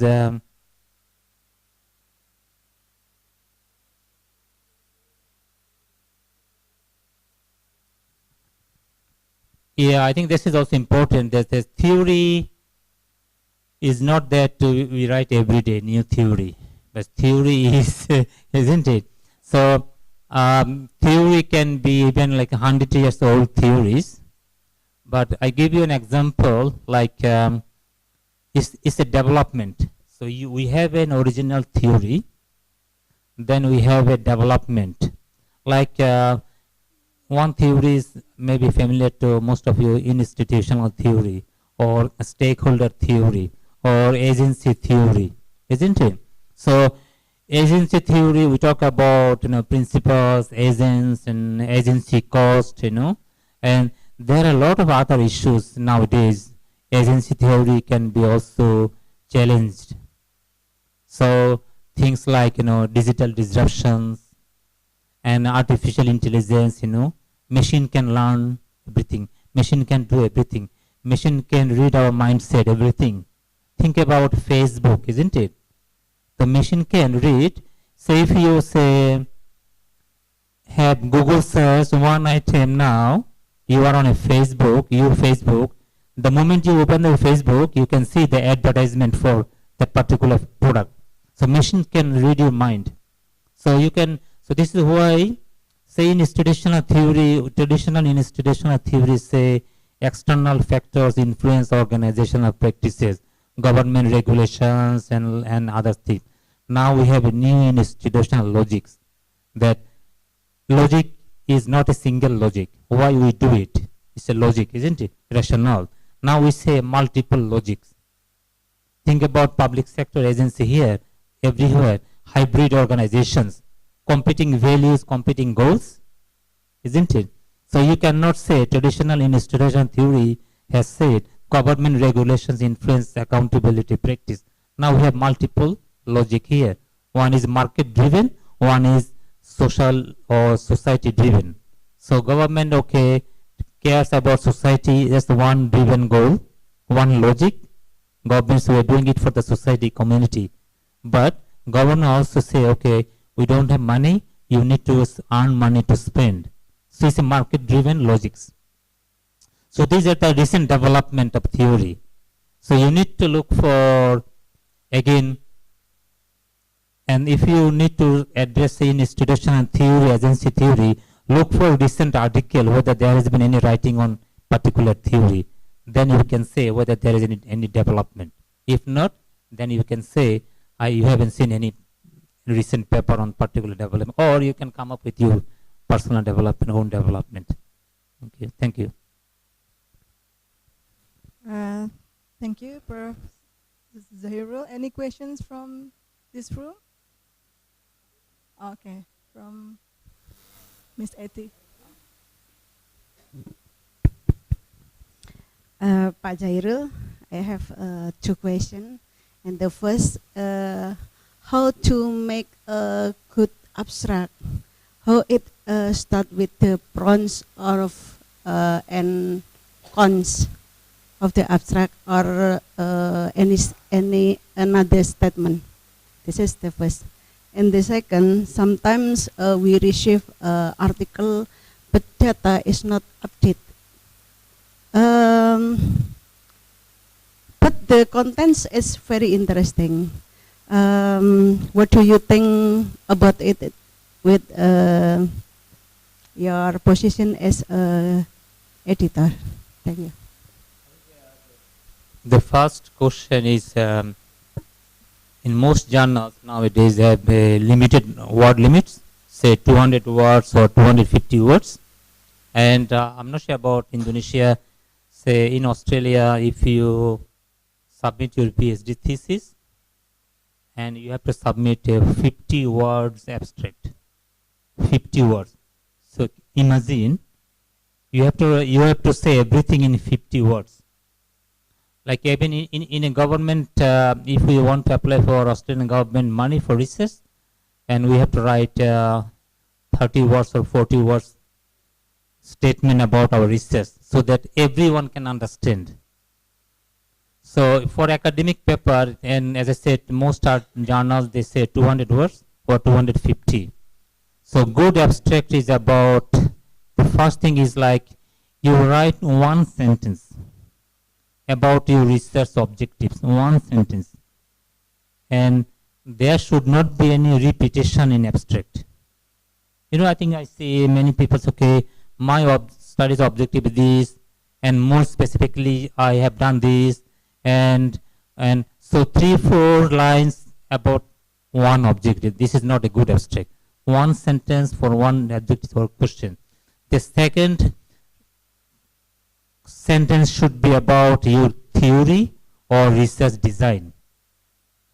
If you follow a theory, you clearly say they built on this particular theory, and you try to analyze your findings. Third sentence would be your data collection method. How did you collect the data collections? How did you collect data?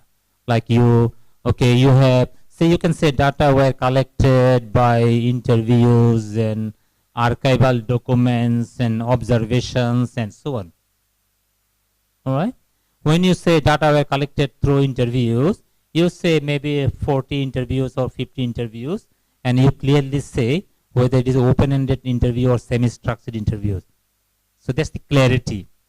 Don't leave out anything for any question.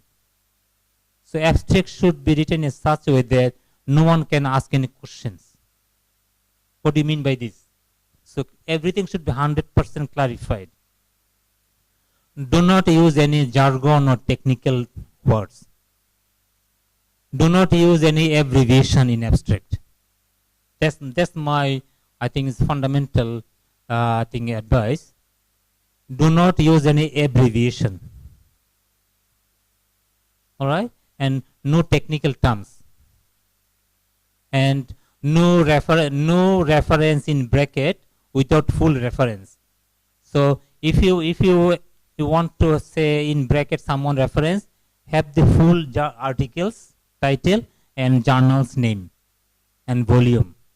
Because abstract, otherwise, and if I read your abstract, I don't have time to look at the full reference. So you give me the full reference, then I will understand. So you have first line objectives, second theory, third data collection, maximum 2 lines about your findings. And then, so what? Your implications for your research. How did your research will enhance knowledge? How did your research will benefit the practitioners? That's it.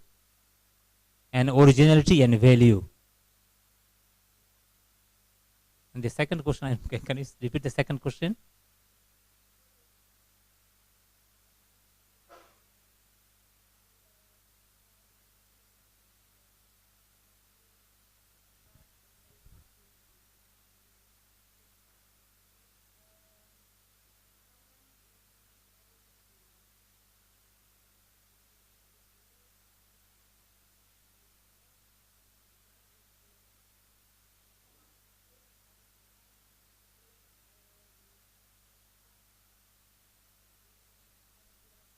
Yeah, I think this is another problem. If you do archival analysis, yeah, I think this is fundamental for any quantitative paper.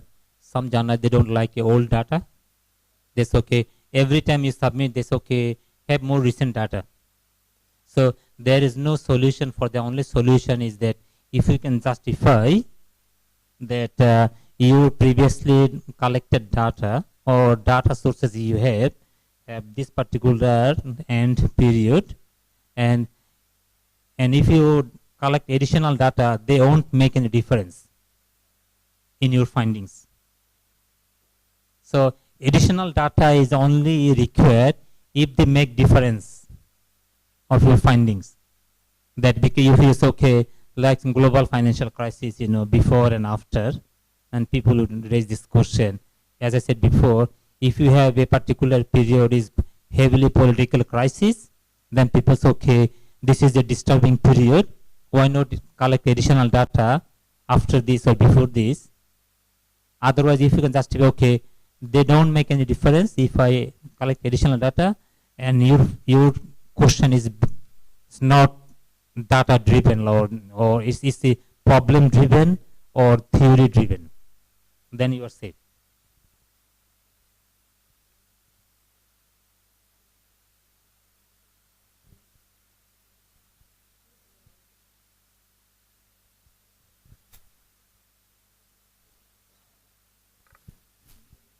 Prof. Zahirul, just want to ask a very short question. Suppose that we're finding a problem in practice, then we have difficulty to find a theory, to find a concept, to find an article to support those the problem that I found in practice. How to come up with those problem, and then suppose that we have to build a new construct, and then how the way we build a new construct. Yeah, I think it's when you say construct, if you do a quantitative study, this is very important that if you want to If you want to develop your, if you say, okay, your topic is such that you couldn't find any previously developed construct, and then there is a way you can develop your own construct. But developing your own construct needs to go through a number of steps, processes, then you will find. Like when you develop an instrument, then you have to go through a number of tests before you finalize it. So you develop an instrument based on some previous studies, and then you have some pilot test, like you give this instrument to various academics, various practitioners, ask them to fill out and ask them to make comments. Then you receive comments and feedback, and then you redevelop, redesign your questions, and again did another study, another pilot test, and then once you are happy, then you say, okay, this is my construct. So there is a methodological steps to be followed if you have your own instrument, own construct. Otherwise, if you say, okay, I have developed this instrument which has 10 questions, and I have asked these questions, and then people say, what is the validity of your instrument? You develop, but maybe they are theoretically not sound, because they have no theoretical basis. So if you develop your an instrument, there must be some theoretical basis there. So, and the other methods we have in research, that what we call in grounded theory approach, that you collect the materials, and then your materials or findings will give you some theoretical development, because you haven't found any particular theory to address this issue.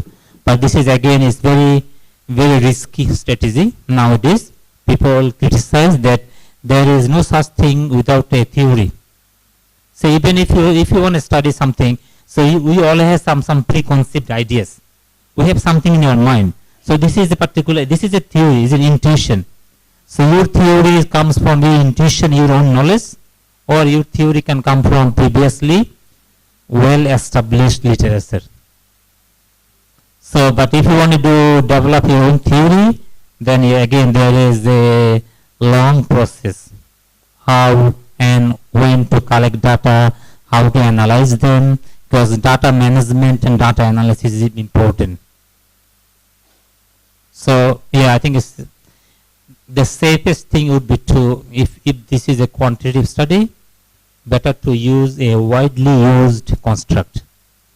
And if you want to modify or refine it in the context of Indonesia, you say it in your method section that you have followed this particular from, say, Canada or Australia, but you have to modify them based on Indonesian context, and you say, what did you do? What modifications you did? Did you just completely change the English structure, or you have added some new materials or new terms from the Indonesian context? So this is what we call it is a clarity or validation. Otherwise, it's not enough to say, okay, this instrument has been modified in the context of Indonesia. So say how? What did you do? Then people would believe you. It's a reliability and validity. And three terms: authenticity, reliability, and validity. Any instrument you do. Even if you ask a particular interview question, ask yourself, what was the basis for these questions? Isn't it? Then you are safe.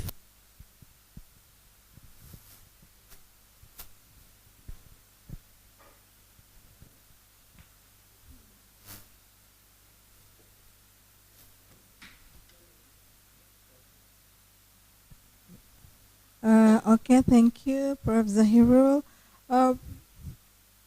Probably the last question from one of our academic colleague. He's from University of Pajajaran, Bandung. Professor Rusdin Tahir. He asked, what are the fundamental differences between systematic mapping studies and systematic literature review. The second question, to build a state-of-the-art and or novelty research, do you need the two things above or just one of them? And the third question, an article in a reputable journal requires style and is very dependent on the style adopted by a journal. Why not just one style that is used for an article to be accepted? Thank you. Very interesting questions. I think the fundamental difference between systematic and narrative or thematic literature review is when I said systematic review, it's like we say a scientific method. Scientific method is like it is well established basis that everyone is using.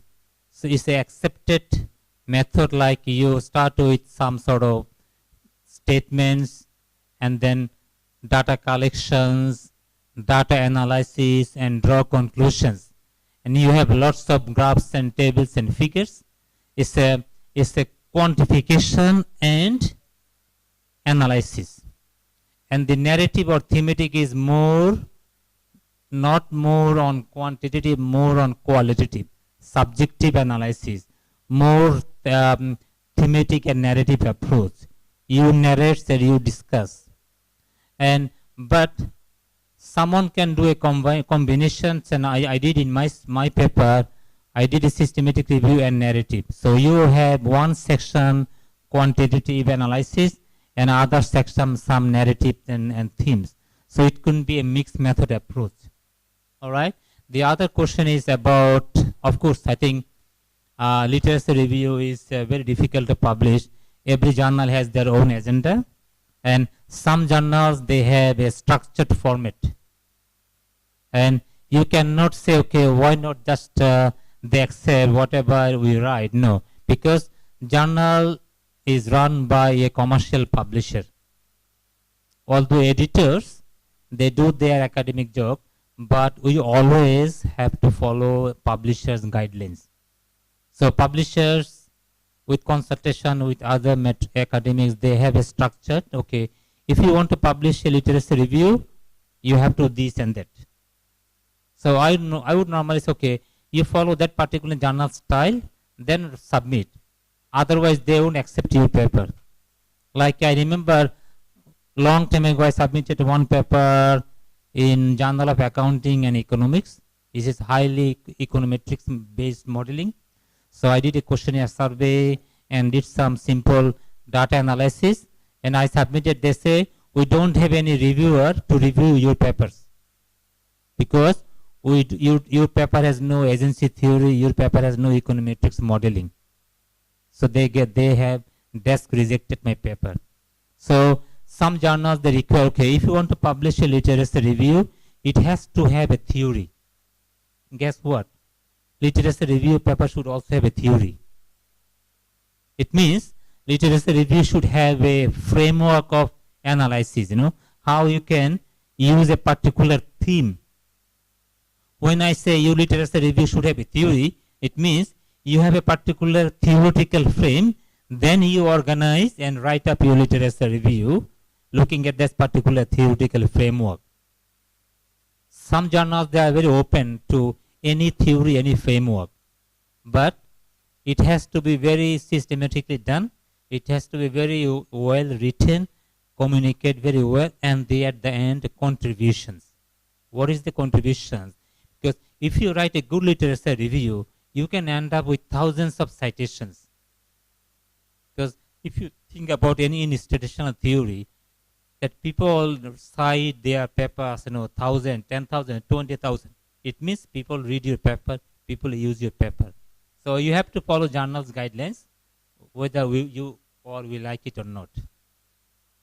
Thank you.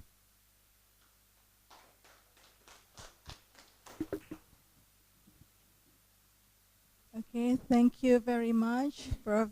Zahirul for your lecture today. I'm sure that all the students and our colleagues here have benefit from this session.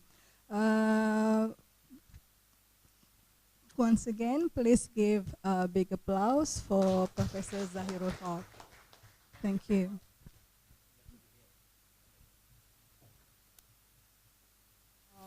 And the last session is photo session.